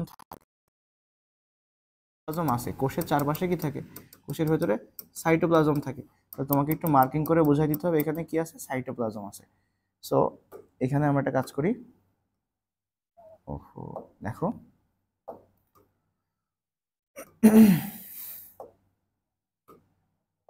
সাইটোপ্লাজম এখানে। ও আরেকটা বিষয় তোমাদের একটু বলি, এটা আমিও করে ফেলছি। তোমরা এরকম একটা দাগ দিবা, হ্যাঁ। তীর টির দেওয়ার দরকার নাই, দাগ দিলে স্যাররা বেশি খুশি হয়, বেশি পছন্দ করে। তো এই বরাবর আমরা সাইটোপ্লাজম লিখবো, এটা হচ্ছে সাইটোপ্লাজম, ওকে। আমার আম্মা যেন আমাকে ফোন দিচ্ছে, এক সেকেন্ড। হ্যাঁ আম্মু, আমি তো ক্লাস নিচ্ছি, এখনো সময় লাগবে, হ্যাঁ। হ্যাঁ সময় লাগবে, তারপরে আসবো। হুম ঠিক আছে। আচ্ছা আচ্ছা, ঠিক আছে, ওকে। দেখো সাইটোপ্লাজম, তারপরে কি আছে, এই যে কোষগুলো ফাঁকা জায়গা, এটাকে কি বলি, আন্তঃকোষীয় ফাঁকা জায়গা। তুমি অনেক সময় এই বরাবর ধরো তোমার জায়গা নাই, তুমি তখন এটাকে টান দিয়ে এরকম নিয়ে তুমি এখানে লিখে দিবা, ঠিক আছে। তাহলে এটা হচ্ছে আন্তঃকোষীয় ফাঁকা জায়গা, বা তোমাদের বই অনুযায়ী লেখা আছে আন্তঃকোষীয় ফাঁকা, ওকে। নেক্সট আরেকটা কি আছে, দেখো আরেকটা আছে হচ্ছে নিউক্লিয়াস। তো তুমি এই যে নিউক্লিয়াসের গোল্লাটা সুন্দর করে আমরা দিছি, এই নিউক্লিয়াসটা মার্ক করে এখানে লিখে দিব কি, নিউক্লিয়াস। তাহলে এভাবে যদি আমরা কোষের টিস্যুর ছবিগুলো আঁকাই, এবার আমি দেখো ইমাজিনারি লাইনটাকে উঠাই দিলাম, তাহলে দেখো দেখতে সুন্দর লাগতেছে না। তাহলে এভাবেই সবসময় আমরা যে কোনো চিত্রের ক্ষেত্রে, যে কোনো চিত্র আমরা এভাবে আঁকানোর চেষ্টা করব, ওকে। এখন চলো আমরা পরেরটা পড়বো। পরে হচ্ছে আমাদের কি আছে, কোলেন কাইমা। তো কোলেন কাইমাতে তুমি যে কাজটা করবা এটা একটু খেয়াল করতে হবে। আমি কিন্তু এগুলো সব একটা কালার দিয়ে আঁকছি, তোমার যেহেতু পেন্সিল দিয়ে এক কালার দিয়ে আঁকবা, তাই আমি এটা এভাবে বোঝানোর জন্য আঁকাইছি। দেখো তোমাকে কিছু শেপ শিখতে হবে। যেমন ধরো এটা এটা হচ্ছে ষড়ভুজ আকার, ধরো তুমি এটা পঞ্চভুজ দিলা, নিজের মনের মতো কিছু শেপ, ধরো চতুর্ভুজ দিলা, এরকম অনেক কিছু তুমি আঁকাইতে পারো, কোনো সমস্যা নেই। দেখো তোমাকে জাস্ট যে কাজটা করতে হবে, যে এগুলো একটু মেনটেন করতে হবে, যে কেমন ভাবে তুমি কোষের স্ট্রাকচারগুলা দিবা, যেভাবেই তুমি দাও এটা হবে। তোমাদের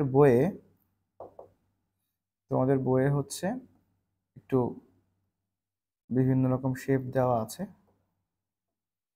তুমি চাইলে সেরকম শেপগুলা ইউজ করতে পারো। ওকে ওকে, এখন ধরো আমি এরকম একটা জিনিস আঁকালাম। এখন এটা আঁকায় সুবিধা কি, আমাকে আসলে কিভাবে কোলেন কাইমা বের করতে হবে। কোলেন কাইমা এবং স্কেলেন কাইমার মধ্যে দুইটা পার্থক্য আছে, কিভাবে তোমার ছবিগুলো আঁকতে হবে এবং বুঝতে হবে আমি বুঝাই দিচ্ছি। তো কোলেন কাইমা আঁকানোর পরে তোমার কাজ হবে হচ্ছে এই কোলেন কাইমার যে প্রাচীর, এই প্রাচীরগুলো তোমাকে পুরু করে দিতে হবে। কোলেন কাইমার প্রাচীরগুলো তুমি পুরু করে দিবা। ওকে, আমি দ্রুত করার জন্য আমি হচ্ছে একটু পেন্সিলটা মোটা করে নিচ্ছি। তোমার কাজ হচ্ছে স্কেচ করবা, এভাবে স্কেচ করে প্রাচীরগুলো মোটা করে দিবা। কোলেন কাইমাতে প্রাচীরে স্কেচ করতে হবে, কোলেন কাইমার টিস্যুগুলোতে কি করতে হবে, প্রাচীরে স্কেচ হবে। তোমার কাজ হচ্ছে কোষ প্রাচীরা সুন্দর করে স্কেচ করবা, স্কেচ করে পুরো বানাই দিবা। কোষ প্রাচীরে স্কেচ করে পুরো বানাই দিবা। দেখো সুন্দর করে পুরো হয়ে গেছে। এবং তোমার কাজ কি ভাই, অবশ্যই এটা তো নিউক্লিয়াস থাকে, সো তোমাকে মাঝখানে স্যার নিউক্লিয়াস দিয়ে দিতে হবে। ওকে, তাহলে নিউক্লিয়াসটা আগের মতো করে আমরা হচ্ছে একটা গোল্লা দিয়ে তার চারপাশে নিউক্লিয়াস দেওয়ার দরকার নেই, নিউক্লিয়াসটা একটু মোটা বানাই দিলাম। ওকে, তাহলে দেখো সুন্দর একটা কোষ হয়ে গেল না। তাহলে এই যে অংশগুলো আমরা দেখতে পাচ্ছি, এখানে নর্মালি তুমি কি করতে পারো, তোমার এখানে তুমি জানো, তুমি নিজে এবার চিন্তা করবা যে এটা কি, এটা হচ্ছে এভাবে স্কেচ করে দিবা, এটা কি পুরু প্রাচীর। ওয়েট, চিকন করে নি, এটা হচ্ছে পুরু প্রাচীর। তারপরে তুমি ভেতরের কি দিবা, নিউক্লিয়াস প্রাচীর। হ্যাঁ, তারপর কি দিবা, নিউক্লিয়াস। তারপর কি করবা, এটা কি সাইটোপ্লাজম। ঠিক আছে, তো এটা মার্ক করে দিলা। তো আন্তঃকোষীয় ফাঁকা জায়গা যেহেতু তুমি এখানে দেখতে পাবা না, তবে তোমাদের বইয়ে লেখা আছে যে কোলেন কাইমাতে আন্তঃকোষীয় ফাঁকা জায়গা থাকতে পারে আবার নাও থাকতে পারে। এবার তুমি কি লিখবা, চিত্র, কিসের চিত্র এটা, কোলেন কাইমা। কোলেন কাইমার চিত্র আঁকানোর ট্রিক্সটা একটু বোঝাই দিই। কোলেন কাইমার চিত্র আঁকানোর ট্রিক্সটা হচ্ছে তুমি যে কাজটা করবা, প্রাচীরে স্কেচ করবা, মানে প্রাচীর সুন্দর করে শেপ আঁকায় প্রাচীরে স্কেচ করে দিবা, প্রাচীরে স্কেচ করে পুরো বানাই দিবা। ওকে, প্রাচীরে স্কেচ করে পুরো বানাই দিবা, এটা হচ্ছে তোমার এই কোলেন কাইমা আঁকানোর জন্য তোমার যে ট্রিক্স সেটা। ওকে, তাহলে প্যারেন কাইমা পারবো, কোলেন কাইমা পারবো। এখন আমরা আঁকাবো হচ্ছে স্ক্লেরেন কাইমা। তো দেখো স্ক্লেরেন কাইমা যদি দেখি, স্ক্লেরেন কাইমা ট্রিক্সটা বোঝাই, তুমি একটু বইয়ের ছবিটার দিকে খেয়াল করো, এই ছবিটার দিকে দেখো। এখানে দেখো যে এটা একটু ডাবল ডাবল লেয়ার আছে, এই ডাবল ডাবল লেয়ার এখানে থাকবে। সো আমরা এই ডাবল লেয়ার গুলো এভাবে আঁকাবো। এটা আমরা একটু কি পাইছিলাম একটু আগে বলতো, এদের কোষ প্রাচীর কি, কোষ প্রাচীর হচ্ছে পুরু, কিন্তু এদের কি প্রোটোপ্লাজম আছে, একটু মনে করে দেখো তো, এদের প্রোটোপ্লাজম নাই, এরা হচ্ছে পাতলা। তো আমি তোমাকে কিছু শেপ আঁকায় দেখায় বোঝাই দিচ্ছি। তোমার যে কাজটা হবে, তোমার কিছু শেপ এভাবে একটু চিন্তা করে শিখে ফেলতে হবে।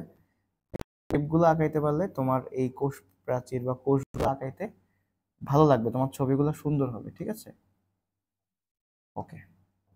দেখো এখন এটা আঁকানোর পরে আমার যে কাজ সেটা হচ্ছে, যেহেতু বলছি প্রাচীরে ডাবল ডাবল লেয়ার আছে, তোমার জাস্ট কাজ করতে হবে কি, তুমি যা আঁকছো সেটাকে ডাবল বানাই, আর কিচ্ছু না।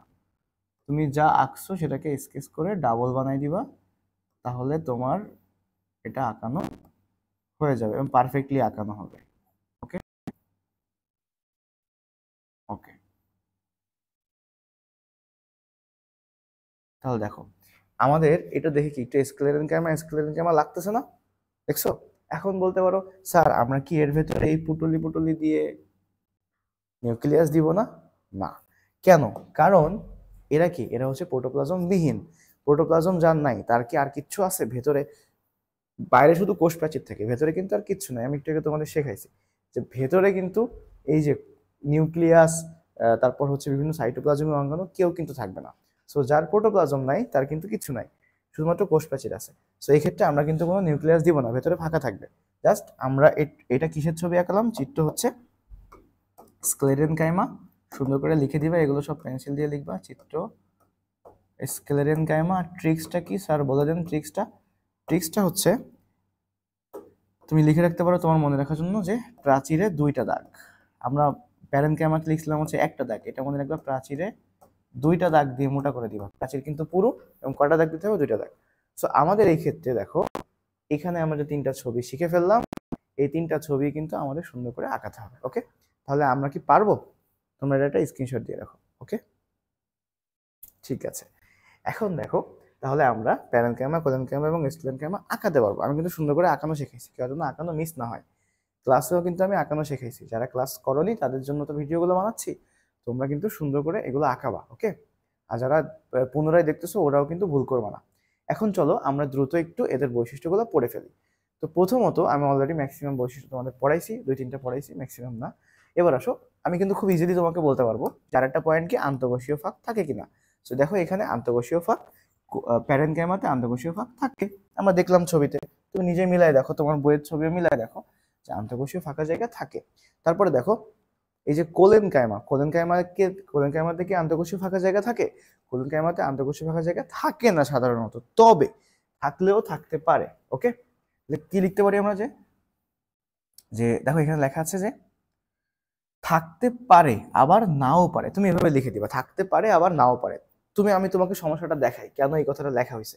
তোমার বইয়ে যে ছবি আছে, এই ছবিতে কি কোনো আন্তঃকোষীয় ফাঁকা জায়গা আছে? তুমি নিজে খেয়াল করে দেখো, কোনো আন্তঃকোষীয় ফাঁকা জায়গা নাই। কিন্তু কিন্তু তোমার বইয়ে দেখো, যেখানে কোলেনকাইমা লেখা আছে সেখানে কি বলেছে? আন্তঃকোষীয় ফাঁক থাকতে পারে। তাহলে থাকতে পারে আবার নাও পারে, দুই রকমই হতে পারে। ওকে, এবার আসো, তাহলে আন্তঃকোষীয় ফাঁক আর হচ্ছে স্ক্লেরেনকাইমা তো অবশ্যই থাকবে না, আমরা দেখলাম একদম পুরো মোটা মোটা থাকবে, সো আন্তঃকোষীয় ফাঁকা জায়গা থাকবে না, শেষ। এবার হচ্ছে ক্লোরোপ্লাস্ট। এখন তোমাকে মাথায় রাখতে হবে ক্লোরোপ্লাস্ট কিসের অংশ? অবশ্যই প্রোটোপ্লাজমের অংশ। তার মানে খেয়াল করো, তুমি জাস্ট মনে রাখবা যার প্রোটোপ্লাজম থাকবে তার ক্লোরোপ্লাস্ট থাকবে। তাহলে আমরা দেখছি প্যারেনকাইমাতে প্রোটোপ্লাজম যুক্ত, তাহলে অবশ্যই ক্লোরোপ্লাস্ট থাকতে পারে। ওকে, কোলেনকাইমা প্রোটোপ্লাজম যুক্ত, সো এর ক্লোরোপ্লাস্ট থাকে, কখনো কখনো থাকে, বইয়ে লেখা আছে কখনো কখনো থাকে। এবার দেখো স্ক্লেরেনকাইমা, আমি আবার বলছি স্ক্লেরেনকাইমা কেমন ছিল? মৃত ছিল। যারা মৃত থাকবে তাদের প্রোটোপ্লাজম বিহীন হবে তারা, এবং যারা প্রোটোপ্লাজম বিহীন তাদের অবশ্যই ক্লোরোপ্লাস্ট থাকে না। প্রোটোপ্লাজম বিহীন থাকলে ক্লোরোপ্লাস্ট থাকবে না, কারণ প্রোটোপ্লাজম তো ক্লোরোপ্লাস্ট তো প্রোটোপ্লাজমেরই অংশ, সো এটা আমরা পারবো। দেখো সবকিছুর সাথে কিন্তু সবকিছু কানেক্টেড, আমরা কিন্তু অনেকগুলো পয়েন্ট আমরা পড়ে ফেললাম। এবার আসো প্রাপ্তি স্থান, এটা বোঝাই দিব, তারপরে আমি বিশেষ বৈশিষ্ট্য যাব, তারপরে যাব হচ্ছে কাজ। প্রথমে আসো প্রাপ্তি স্থান। ওকে, দেখো প্রাপ্তি স্থান, এই প্রাপ্তি স্থান পয়েন্টটা খেয়াল করো, উদ্ভিদের সব অংশে থাকে। মানে প্যারেনকাইমা কোষটা আসলে উদ্ভিদের সব অংশে থাকে, তার মানে উদ্ভিদের দেহের সব অংশে কে থাকে? প্যারেনকাইমা থাকে। যদি উদ্ভিদের দেহের সব অংশে প্যারেনকাইমা না থাকতো তাহলে কিন্তু এটা এটা সব ধরনের কাজ করতে পারতো না। তুমি একটু খেয়াল করো, মনে রাখবা আমাদের লাইফে সব জায়গায়, আমাদের জীবনের সব জায়গায় কে থাকে? আমাদের প্যারেন্টসরা থাকে। মনে রাখবা আমাদের জীবনে সব জায়গায় কি থাকে? প্যারেন্টস থাকে। তাহলে উদ্ভিদের জীবনে, উদ্ভিদের দেহে সব জায়গায় কি থাকবে? প্যারেনকাইমা থাকবে। মনে থাকবে? একটু মজা করে মনে রাখবা, তাহলে প্যারেনকাইমা থাকবে হচ্ছে উদ্ভিদের সব অংশে। ওকে, প্যারেনকাইমা থাকবে সব অংশে। এবার আসো কোলেনকাইমা কোথায় থাকে? দেখো তোমাদের বইয়ে লেখা আছে কোলেনকাইমা হচ্ছে কচি ও নমনীয় কাণ্ড। যেসব উদ্ভিদের কচি ও নমনীয় কাণ্ড থাকে, যেমন কুমড়া, দণ্ডকলস। এখন তোমার প্রশ্ন হচ্ছে এগুলা কি, সেটা আমরা দেখবো। আবার কোথায় থাকে? পাতার শিরা এবং পত্রবৃন্তে। পাতার শিরা পত্রবৃন্ত, তোমাদেরকে প্রথমে আমি একটা কাজ করি, এই কচি আর নমনীয় কাণ্ড এটা একটু বোঝাই দিই। দেখো কচি ও নমনীয় কাণ্ড, কুমড়া এবং দণ্ডকলস। তোমরা কখনো কুমড়া গাছ দেখছো? কুমড়ার বৈজ্ঞানিক নাম হচ্ছে কুকুরবিটা ম্যাক্সিমা। কুকুরবিটা, কুকুরবিটা, ঠিক আছে, কুকুরবিটা ম্যাক্সিমা। দেখো এই যে কুমড়া, যদি আমরা একটু জুম করে দেখি, এই যে কুমড়াটা দেখো, এই কুমড়ার ভেতরে যদি কুমড়া গাছে এই যে কাণ্ডটা, এই কাণ্ডগুলো কিন্তু নমনীয়। তোমরা দেখছো যে কুমড়া শাক খাইছি না আমরা? তো কুমড়া শাক তখন তুমি দেখবা যে কুমড়ার যে কাণ্ড, এই কাণ্ডগুলো কেমন থাকে? নমনীয় থাকে, কচি কাণ্ড, নরম থাকে। কিন্তু তারপরেও কিন্তু সে কুমড়া কিন্তু এরকম করে নিচে থাকে না। কুমড়া হচ্ছে, কুমড়ার কাণ্ডগুলো যথেষ্ট মানে শক্ত থাকে। শক্ত বলতে এখানে কেমন? দৃঢ় থাকে। তাহলে এই কাণ্ডগুলোতে দৃঢ়তা প্রদান করে হচ্ছে কোলেনকাইমা টিস্যু। ওকে, তোমাদের আরেকটা জিনিস দেখাই, আমি একটু পাতা দেখাই। এখানে আসলে পাতা, রিয়েল পাতা থেকে আমি দেখাইছিলাম ক্লাসে। আমি যদি এই পাতা দেখাই তোমাদের, এই পাতাতে তুমি বুঝতে পারবা কিনা দেখো। দেখো আমরা যদি এই পাতার দিকে খেয়াল করি, এটাকে দেখা যাচ্ছে মনে হয়। ধরো নর্মালি এই পাতার যে গোড়া, একটা পাতা যদি আমরা দেখি, এই পাতার গোড়াকে বলা হয় পত্রবৃন্ত। আর পাতার গায়ে কি থাকে, এদিকে দেখি, পাতার গায়ে কি থাকে, এরকম দাগ দাগ থাকে, শিরা শিরা থাকে। ওকে, আমি তোমাদের লিফ বা পাতার অ্যানাটমিটা একটু দেখাই দিই, তাহলে ইজি হবে। পত্রবৃন্ত, হ্যাঁ, তাহলে দেখো তোমরা একটু বলতে থাকো তো যে কোলেন কায়মা কোথায় থাকে, কুমড়া এবং দণ্ডকলস। দণ্ডকলস কি, দণ্ডকলস কি সেটা বোঝাই দিব। পাতাটা দেখে নাও। পাতার ক্ষেত্রে পাতার এই গোড়াটাকে আমরা বলি হচ্ছে পত্রবৃন্ত। দেখো, এই পাতার গোড়াকে বলা হয় হচ্ছে পত্রবৃন্ত, খেয়াল করো। এই গোড়াটাকে বলা হয় হচ্ছে পত্রবৃন্ত। আর পাতার গায়ে এই যে শিরা শিরা শিরা শিরা আছে, এদেরকে বলা হয় পাতার শিরা। এগুলো কিন্তু উদ্দীপকের জন্য খুবই ইম্পর্টেন্ট। ভেইন, ভেইন মানে হচ্ছে শিরা।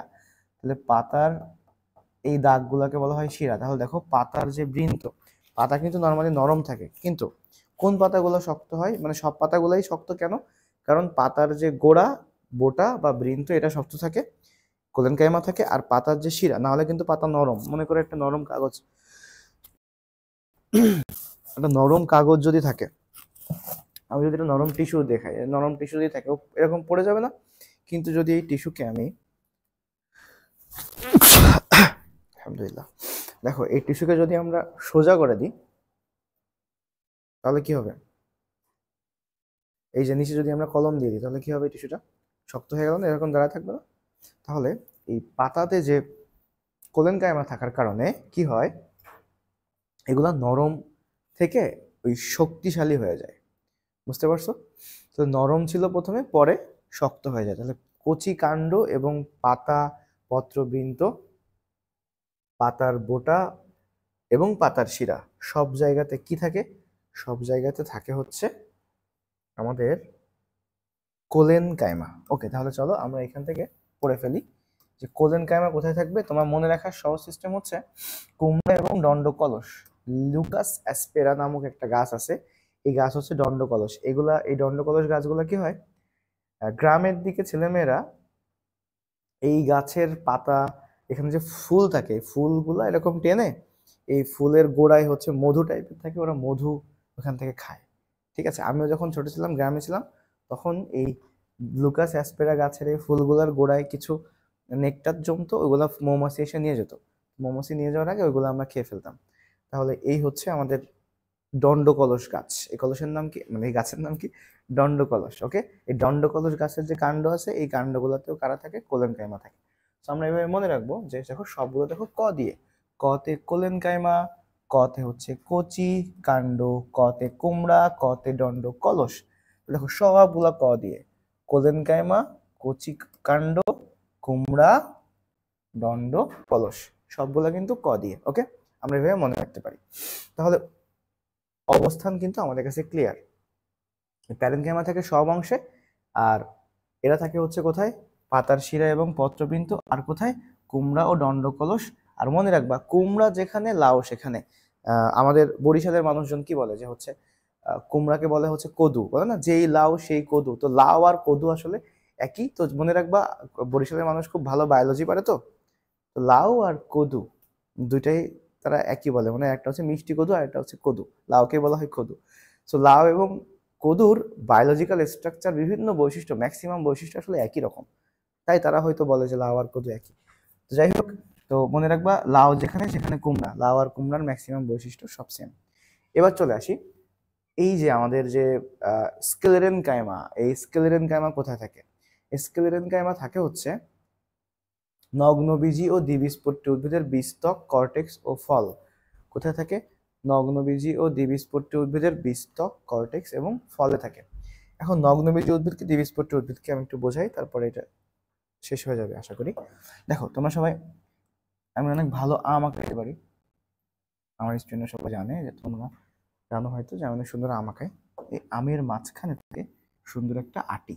ওকে, আর আমি একটু এখানে পাতা টাতা দিয়ে রাখতে পারি, আমি অনেক ভালো পাতাও আঁকাইতে পারি। দেখছো কত সুন্দর পাতা শিরা আঁকাচ্ছি, পাতার বোটা, পত্রবৃন্ত, হচ্ছে আমের বোটা। এখন দেখো, বেসিক কথাটা ভালো করে দেখো, এখানে কি, এই আমের আমরা কোন অংশ খাই? এই অংশটা, এটাকে আমরা বলি হচ্ছে ফল। আর ভেতরে যেটা আমের বীজ বা আটি, তুমি চিন্তা করো এই আমের বীজ, এই আমের বীজ কি আমরা বাইরে থেকে দেখতে পাই? বাইরে থেকে কি বীজ দেখা যায়? না।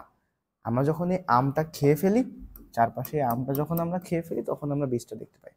তাহলে এই আমের বীজটা, এই বীজটা কি দিয়ে ঢাকা বা আবৃত থাকে? স্যার ফল দিয়ে। তাহলে খেয়াল করো, এই আমের ক্ষেত্রে এই বীজ কি দিয়ে আবৃত? বীজ হচ্ছে ফল দ্বারা আবৃত। তাহলে বীজ যখন আবৃত থাকবে তখন এর নাম হয়ে যায়, দেখো বীজ আবৃত, তখন এদেরকে আমরা বলি হচ্ছে আবৃত বীজি। বীজ যখন আবৃত থাকে ফল দিয়ে, তখন তাকে কি বলা হয়? আবৃত বীজি। ওকে, তাহলে বীজ ফল দিয়ে আবৃত থাকলে কি বলা হবে? আবৃত বীজ। আচ্ছা, কিছু কিছু উদ্ভিদ আছে যাদের বীজটা এরকম থাকে, বীজের চারপাশে কোনো ফল নেই, তার মানে যেসব উদ্ভিদের ফল হয় না, আমরা কি বলতে পারি? তাদের চারপাশে ফল নেই, মানে ফল হয় না, যাদের ফল হয় না, ওদের বীজ কি আবৃত থাকবে? বীজ কি থাকবে? বীজ অনাবৃত, বা বলতে পারো বীজ অনাবৃত বা নগ্ন অবস্থায় থাকে। বীজ অনাবৃত বা নগ্ন থাকে, তখন তাদেরকে কি বলা হয়? এই নগ্ন বীজ, তখন বলা হয় হচ্ছে নগ্ন বীজি। বীজ যখন অনাবৃত বা নগ্ন অবস্থায় থাকবে, তখন সেসব উদ্ভিদকে কি বলা হয়? নগ্ন বীজি। আমি কিছু উদাহরণ তোমাদেরকে বলতে পারি, যেমন নগ্ন বীজি উদ্ভিদের উদাহরণ হচ্ছে যে সাইকাস, তোমরা নাম শুনেছো সাইকাস, হ্যাঁ, তারপর হচ্ছে পাইনাস,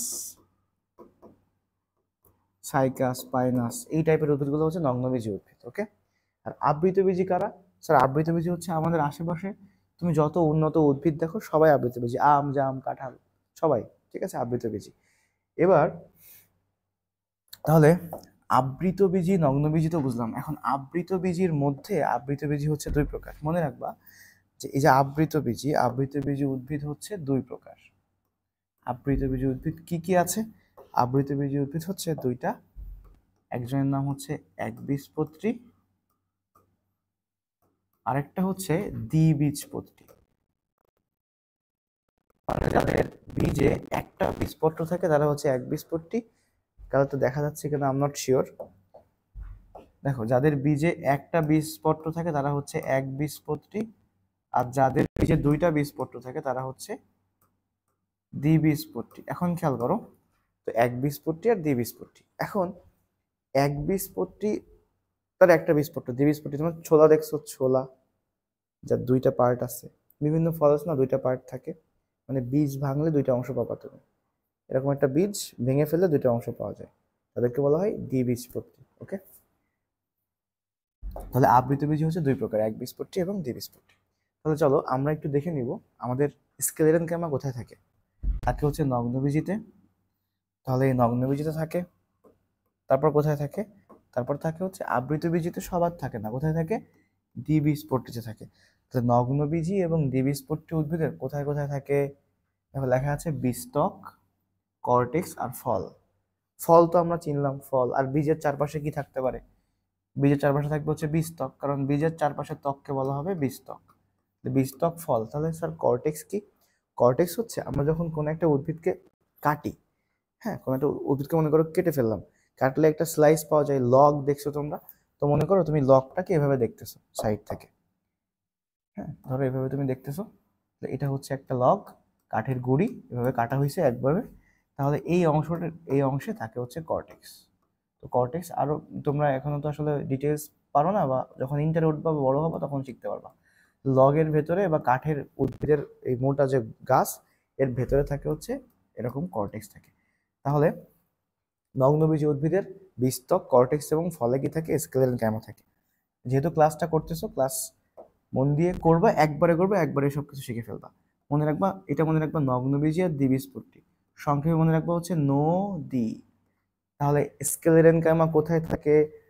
স্কেলেটন ক্যামা থাকে হচ্ছে নদীতে, মানে কোথায়? নগ্নবীজি আর দ্বিবীজপত্রী। আমরা কি মনে রাখবো? স্কেলেটন ক্যামা কোথায় থাকে? নদীতে, মানে কোথায়? নগ্নবীজি আর দ্বিবীজপত্রী। ওকে, এখন নগ্নবীজি আর দ্বিবীজপত্রীর বীজত্বক, কর্টেক্স এবং ফলে থাকে। এখন আমি যদি তোমাকে প্রশ্ন করি, বলো তো নগ্ন নদীতে কি প্রবাহিত হয়?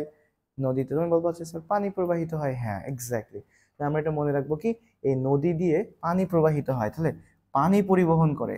নদীর কাজ কি পানি পরিবহন করে। তাহলে বলতো এই নগ্নবীজি মানে নদী, নগ্নবীজি আর দ্বিবীজপট্টিতে থাকে কি স্ক্লেরেনকাইমা, আর নদীর কাজ কি পানি পরিবহন করা, তাহলে স্ক্লেরেনকাইমা টিস্যুর কাজ কি হবে পানি পরিবহন করা।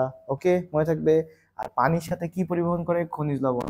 উদ্ভিদ শুধু কি মাটি থেকে পানি নেয় না, খনিজ লবণও নেয়। তাহলে মাটি থেকে যে খনিজ লবণ নিবে ওটা কি লবণ তো শক্ত থাকে যদি তুমি নর্মাল লবণ চিন্তা করো, কিন্তু যখন পানির সাথে লবণগুলো গোলানো অবস্থায় থাকে মানে মিশ্রিত অবস্থায় দ্রবণ অবস্থায় তখন লবণগুলোকে ওরা নিয়ে আসতে পারে। তাহলে পানি এবং খনিজ লবণ পরিবহন করা কার কাজ, পানি এবং খনিজ লবণ পরিবহন করা স্ক্লেরেনকাইমার কাজ। ওকে একসাথে আমি অনেকগুলো অংশ পড়াই দিলাম। এখন চলে আসো, তাহলে আমরা কিন্তু অলরেডি কোলেনকাইমার কাজ পড়ে ফেলছি, পাতা এবং পাতা শিরা এবং পত্রবিন্দু থেকে। আর মেইন কাজ হচ্ছে এই যে কচি যে কাণ্ডগুলো আছে কুমড়া দণ্ডকলস গাছের কাণ্ডে তোমার হচ্ছে দৃঢ়তা প্রদান করে, মানে একটু শক্ত করে প্রদান করে। দৃঢ়তা মানে তো বোঝো। এবার আসো, এখন পড়বো আমরা প্যারেনকাইমার কাজ।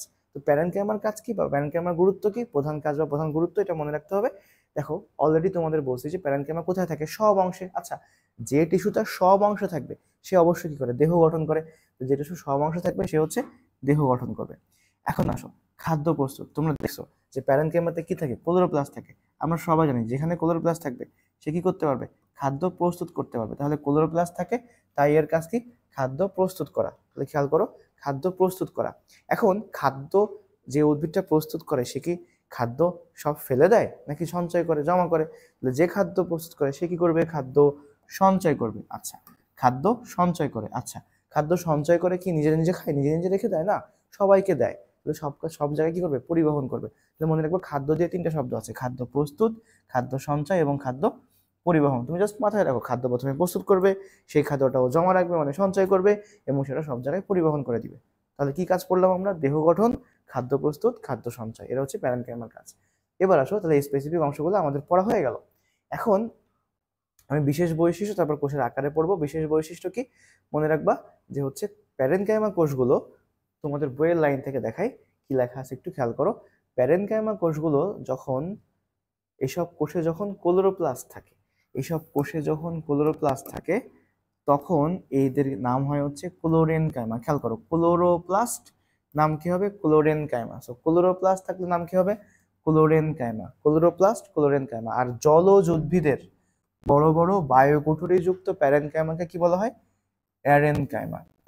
এখন তোমাকে যদি আমি প্রশ্ন করি যে বায়ো ইংলিশ কি বলতো, তুমি বলবো যে স্যার এয়ার। মনে রাখবা এয়ার থাকলে কি কাইমা হয় এই এআরএন কাইমা, কিন্তু এআরএন না হয় এটা অ্যারেন হয়ে গেছে, ঠিক আছে। এয়ার থাকলে কি হবে অ্যারেন কাইমা। ওকে তাহলে বড় বড় বায়োকুঠুরি থাকলে বায়োকুঠুরি মানে হচ্ছে এআরএন কাইমা। কোন উদ্ভিদে থাকে মেইনলি জলজ উদ্ভিদে থাকে, কারণ জলজ উদ্ভিদগুলো অনেকগুলোকে পানিতে ভাসতে হয়। এখন দেখো আমি একটু উদাহরণ দিই, তোমরা কচু গাছ দেখছো, আমি এখানে একটা কচুর অংশ দেখাইছিলাম অ্যারেন কাইমাতে। দেখো এই যে কচু গাছ মনে করো আমি স্লাইস করে কাটলাম, বা কলমি শাক বা শাপলা ফুল দেখছো তোমরা, এদের এদের হচ্ছে এরকম অংশ থাকে। এখন এই যে ছোট ছোট ফোটা ফোটা ফোটা ফোটা দেখতে পাচ্ছ এগুলো হচ্ছে ওদের বায়োকুঠুরি, মানে ওর ভেতরে বাতাস থাকে। এরকম অসংখ্য বায়োকুঠুরি থাকে।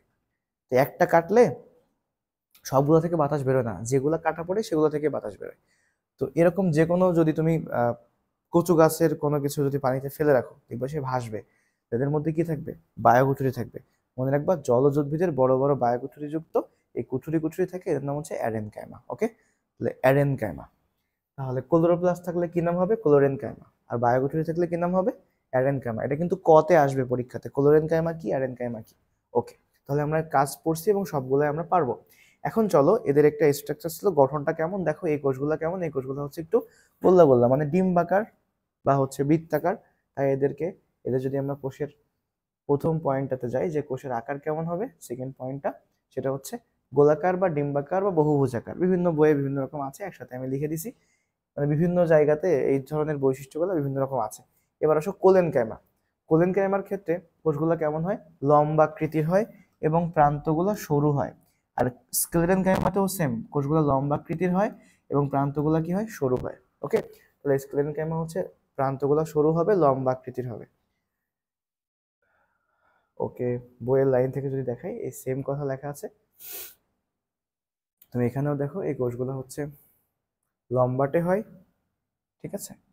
আর লম্বা যারা হয় তাদের মেইনলি প্রান্তগুলো একটু সরু হয়, তুমি এখানে শুধু লম্বাটে পড়লেও হবে। আর কোষের প্রান্তগুলো এখানে লেখা আছে, কোষের প্রান্তগুলো কেমন হবে, কোনো ক্ষেত্রে চৌকোনাকার হয়, কোনো ক্ষেত্রে সরু হয়, তির্যক হয়। তো এগুলো বিভিন্ন রকম হতে পারে, তো এগুলো খুব বেশি স্পেসিফিক না, এই জন্য এগুলো এমসিকিউতেও আসে না, আমরা জাস্ট মনে রাখতে পারি। হ্যাঁ, এবার চলো তাহলে আমরা কিন্তু কি পড়ে ফেললাম খেয়াল করো, সবগুলো পয়েন্ট কিন্তু আমরা পড়ে ফেললাম যে প্যারেনকাইমা কোষ, কোষগুলো কেমন ছিল, জীবিত, প্রোটোপ্লাজম পূর্ণ। প্রোটোপ্লাজম থাকলে কি হবে, ক্লোরোপ্লাস্ট থাকবে, হয় খাদ্য প্রস্তুত করতে পারবে। এবার আসো কোলেনকাইমা, কোষগুলো জীবিত, প্রোটোপ্লাজম পূর্ণ, ক্লোরোপ্লাস্ট থাকলেও থাকতে পারে। আর হচ্ছে স্ক্লেরেনকাইমা মৃত, সো কি হবে, প্রোটোপ্লাজম বিহীন, আর এদের কোনো ক্লোরোপ্লাস্ট থাকবে না। এবং প্রত্যেকের অবস্থান পড়ছি আমরা।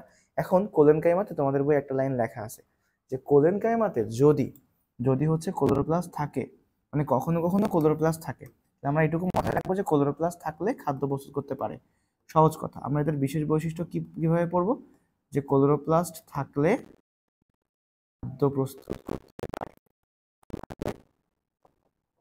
খাদ্য প্রস্তুত করতে পারে। ওকে, আচ্ছা, এবার আসো আমরা একটু দ্রুত স্ক্লেরেনকাইমা টিস্যু পড়লে আমাদের এই টপিকটা শেষ হয়ে যাবে। স্ক্লেরেনকাইমা টিস্যু হচ্ছে দুই প্রকার, কি কি, ফাইবার, দেখো লেখা আছে ফাইবার, আর একটা হচ্ছে স্ক্লেরাইড। আমি যদি বই থেকে দেখি তাহলে স্ক্লেরেনকাইমা টিস্যু হচ্ছে দুই প্রকার, কি কি আছে, ফাইবার এবং স্ক্লেরাইড।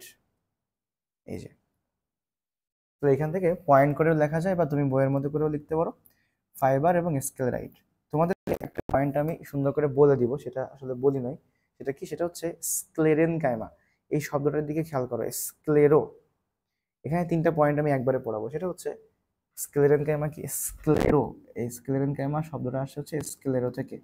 স্ক্লেরো মানে হচ্ছে শক্ত, আমরা মনে রাখবো স্ক্লেরো মানে কি, শক্ত। স্ক্লেরো মানে কি, শক্ত। তাহলে স্ক্লেরেনকাইমার কোষগুলো হচ্ছে প্রোটোপ্লাজম বিহীন এবং মৃত ছিল, এবং তারপরে কি হবে, শক্ত হবে। এখন তোমার প্রশ্ন হতে পারে প্রোটোপ্লাজম বিহীন তাহলে শক্ত হবে, দেখো প্রোটোপ্লাজম হচ্ছে নরম, প্রোটোপ্লাজম জিনিসটা কি, নরম জেলির মতো, এবং এই প্রোটোপ্লাজম জিনিসটা সে হচ্ছে শক্ত থাকে, মানে সরি, প্রোটোপ্লাজম না থাকার কারণে কি হয়, শক্ত থাকে। দেখো প্রোটোপ্লাজম নরম, তাহলে যার প্রোটোপ্লাজম নাই সে কি নরম হবে, সে কি হবে, শক্ত হবে। যেহেতু প্রোটোপ্লাজম বিহীন তাই এরা কি হবে, শক্ত হবে। এবং কি কাজ করে মনে রাখবা, যে জিনিসটা শক্ত সে অবশ্যই কি যান্ত্রিক কাজ করে। তাহলে মনে রাখবো যে স্ক্লেরেনকাইমা কি হবে, স্ক্লেরো মানে হচ্ছে শক্ত, তাহলে যে শক্ত, প্রোটোপ্লাজম বিহীন তাই শক্ত, আর শক্ত জিনিস কি করবে, যান্ত্রিক কাজ করবে, যান্ত্রিক দৃঢ়তা প্রদান করবে। আমাদের পরে যে টপিকগুলো আছে সেখানে হচ্ছে এই এই স্ক্লেরেনকাইমা এবং যান্ত্রিক কাজের বিষয়গুলো এখানে আছে। ওকে, তাহলে এটা মাথায় রাখলে হয়ে যাচ্ছে। এখন আসো স্ক্লেরেনকাইমাতে দুই প্রকার, ফাইবার এবং স্ক্লেরাইড। আমরা যদি ফাইবারের কিছু বৈশিষ্ট্য পড়ি তাহলে দেখবো যে ফাইবারের বৈশিষ্ট্য হচ্ছে, ফাইবারগুলো কেমন, ফাইবার বা তন্তু এরা অত্যন্ত দীর্ঘ হয়, লম্বা হয়, লম্বা জিনিসগুলো অবশ্যই চিকন হবে। আর আসো এদের কোষ প্রাচীর কেমন থাকে, শক্ত এবং পুরু। আমরা পড়ছি স্ক্লেরেনকাইমার কোষ প্রাচীর হচ্ছে শক্ত, স্ক্লেরেনকাইমা নিজেই শক্ত, কোষ প্রাচীরগুলোও পুরু। এবং প্রাচীরের গায়ে কূপ থাকে, তোমাদের আমি যখন কোষ প্রাচীর পড়ছো তখন তোমাদের পড়ানো হয়েছে কূপ থাকে, ছিদ্র ছিদ্র থাকে, যেখানে প্রাইমারি এবং সেকেন্ডারি প্রাচীর তৈরি হয় না, সো এদের গায়ে কূপ থাকবে। এবং এদের দুই প্রান্ত সরুও হতে পারে, অনেক সময় ভোঁতাও হতে পারে। এর মানে কি, তোমরা সবাই পেরেক দেখছো, মনে করো এই কলম, এই কলমের এই প্রান্ত কি সরু, আর এই প্রান্ত কি সরু না, এটা হচ্ছে ভোঁতা। তাহলে এরকম সরু বা ভোঁতাও হতে পারে। বিভিন্ন রকম নাম হয় এদের, বিভিন্ন অবস্থান অনুযায়ী নাম হয়, যেমন bast fibre, surface fibre, xylem fibre. এগুলো আমরা এখান থেকে দেখতে পারি যে বিভিন্ন অংশ অনুযায়ী এদের যে নাম হয়, কি কি নাম আছে, বাস্ট ফাইবার হয়, সারফেস ফাইবার হয়, জাইলেম ফাইবার হয়। জাইলেমে থাকলে হয় জাইলেম ফাইবার, আর ফ্লোয়েমে থাকলে হয় বাস্ট ফাইবার। তোমরা এই পরের টপিকে এগুলো পেয়ে যাবে। এবার হচ্ছে স্ক্লেরাইড, এটা খুবই গুরুত্বপূর্ণ। স্ক্লেরাইডকে কি বলা হয়, স্টোন সেল বলা হয়। স্টোন সেল, আচ্ছা স্টোন মানে কি, স্টোন মানে হচ্ছে পাথর, তাহলে স্টোন মানে যদি পাথর হয়, আমরা অলরেডি জানি যে স্ক্লেরেনকাইমা হচ্ছে শক্ত। এখন স্ক্লেরাইড, স্ক্লেরো মানে তো শক্ত, এবং যে যে সুতার মতো অংশ বা স্ক্লেরেনকাইমা যে অনেক শক্ত থাকে, ছোট থাকে মানে খাটো থাকে, মনে করো সূচ, সূচ ছোট, খাটো এবং শক্ত, তো সেরকম স্ক্লেরাইড মনে করো পাথরের তৈরি একটা সূচের মতো অংশ। তাহলে স্ক্লেরাইড কেমন থাকবে, স্টোন সেল, এদের অপর নাম হচ্ছে স্টোন সেল, কারণ এরা অনেক শক্ত পাথরের মতো থাকে। আর এরা কেমন হয়, একটা তিনটা শব্দ মনে রাখবা, তিনটা এস দিয়ে। তাহলে দেখো কি বলছে এখানে, স্ক্লেরাইড শক্ত, এসতে আবার শক্ত, আর এসতে স্টোন সেল, স্টোন সেলের বাংলা হচ্ছে স্টোন কোষ, অনেক সময় এদেরকে স্টোন কোষও বলা হয়। আর এরা হচ্ছে শর্ট মানে খাটো, সমবেশীয়। কখনো কখনো লম্বাও হতে পারে, মানে সব রকম হতে পারে। তবে মেইন কথা হচ্ছে স্কেলেরাইড গুলাকে কি বলা হয়, সব থেকে ইম্পর্টেন্ট এমসিকিউ, যে স্টোন সেল কার নাম? অ্যান্সার হচ্ছে স্কেলেরাইডের নাম কি? Stone cell. এবার দেখো এদের কোষপ্রাচীর অবশ্যই কি হবে? শক্ত হবে, অত্যন্ত পুরু হবে এবং লিগনিন যুক্ত হবে। আমরা পড়ছি স্কেলেরাইডের কোষপ্রাচীর লিগনিন যুক্ত। পরিণত স্কেলেরাইড কোষ সাধারণত মৃত থাকে। স্কেলেরাইড কোষ কেমন থাকে? মৃত থাকে। এবং এদের কোষপ্রাচীরগুলো কূপযুক্ত। তোমরা দেখো আমরা পড়ছি যে স্কেলেরেনকাইমা কি মৃত, তাহলে স্কেলেরাইড গুলোও কি হবে? মৃত হবে। খুব সিম্পল কথা। তো তোমার আগের বৈশিষ্ট্যের সাথে এটা মিল আছে, ওকে। আর দেখো এখানে লাস্ট লাইন লেখা আছে নগ্নবীজীয় দ্বিবীজপত্রীর কর্টেক্স, ফল এবং বীজত্বকে স্কেলেরাইড দেখা যায়। তার মানে আমরা একটু আগে স্কেলেরেনকাইমা পড়লাম, যেহেতু আমাদের ওইখানে আমাদের উপরে যে স্কেলেরেনকাইমা লেখা আছে ওইখানে কোনো অবস্থান দেওয়া নাই, তাই আমরা স্কেলেরাইড যেখানে থাকে ওটাই আমরা স্কেলেরেনকাইমার অবস্থান হিসেবে লিখে রেখেছি। তাহলে খেয়াল করো নগ্নবীজী এবং দ্বিবীজপত্রী আমরা কি বলছিলাম? নদী, নদীতে কি থাকবে? স্কেলেরাইড থাকে, সেটা আসলে স্কেলেরেনকাইমারই অংশ, ওকে। পরে বলছে বহিত্বক জাইলেম এবং ফ্লোয়েমের সাথে একত্রে পত্রবৃন্তে কোষগুচ্ছ রূপে থাকতে পারে। অনেক সময় এগুলো জাইলেম আর ফ্লোয়েমের সাথে বন্ধুত্ব করে। জাইলেম তুমি আমার বন্ধু, ফ্লোয়েম তুমি আমার বন্ধু, চলো আমরা কোথায় থাকবো? পত্রবৃন্তে থাকবো, মানে পাতার যে শিরা, পাতার যে বোটা আছে ওখানে থাকবে পত্রবৃন্তে, ওকে। তাহলে এখানে আমরা দেখলাম হচ্ছে স্কেলেরাইড। তো স্কেলেরাইডটা আমরা এভাবেও লিখতে পারি, তোমাদের সেটা আমি লিখে দিচ্ছিলাম। স্কেলেরাইড খাটো, পুরু প্রাচীর, লিগনিন যুক্ত এবং এরা মেইনলি কি প্রোটোপ্লাজম বিহীন, তাই এরা মৃত হয়। প্রোটোপ্লাজম বিহীন, তাই কেমন হয়? মৃত। লম্বাটে অথবা তারকাকার হতে পারে। এদের স্কেলের অনেক সময় নাম এদের হচ্ছে স্টোন ফাইবারও বলা হয় বা স্টোন সেলও বলা হয়, ওকে। স্কেলেটকে বলা হয় স্টোন সেল, ওকে, মনে থাকবে। অনেক সময় স্টোন ফাইবারও বলা হয়। এখন চলো আমরা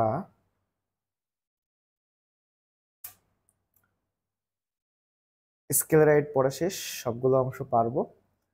তোমাদের বইয়ে এখানে একটু লেখা আছে যে স্কেলেরেনকাইমা আসলে প্রাথমিক অবস্থায় কোষগুলোতে প্রোটোপ্লাজম উপস্থিত থাকলেও খুব তাড়াতাড়িতে নষ্ট হয়ে যায়। আর নষ্ট হয়ে গেলে যখন প্রোটোপ্লাজম থাকে না তখন সে কি হয়ে যায়? মৃত কোষে পরিণত হয়, ওকে। তো এই কথাগুলো আমরা তো পড়ছি, এর আগে পাইছিও। তাহলে আমরা আসলে আজকে যা যা পড়লাম শুরু থেকে, টিস্যু, টিস্যু কাকে বলে, টিস্যু হচ্ছে উদ্ভিদ টিস্যু আছে, উদ্ভিদ টিস্যু কয় প্রকার সেগুলো পড়েছি। এবং সরল টিস্যু যে তিনটা আছে, প্যারেনকাইমা, কোলেনকাইমা, স্ক্লেরেনকাইমা, আমরা এই টপিকে পড়ছি। এরপরে আমি যে ভিডিওটা থাকবে সেখানে আমরা পড়বো হচ্ছে জটিল টিস্যু, এবং জটিল টিস্যু যে জাইলেম থাকবে সেটার উপর একটা আমরা কন্টেন্ট তৈরি করে ফেলছি, তোমরা এটা দেখে নিবা, ওকে। ঠিক আছে, আল্লাহ হাফেজ।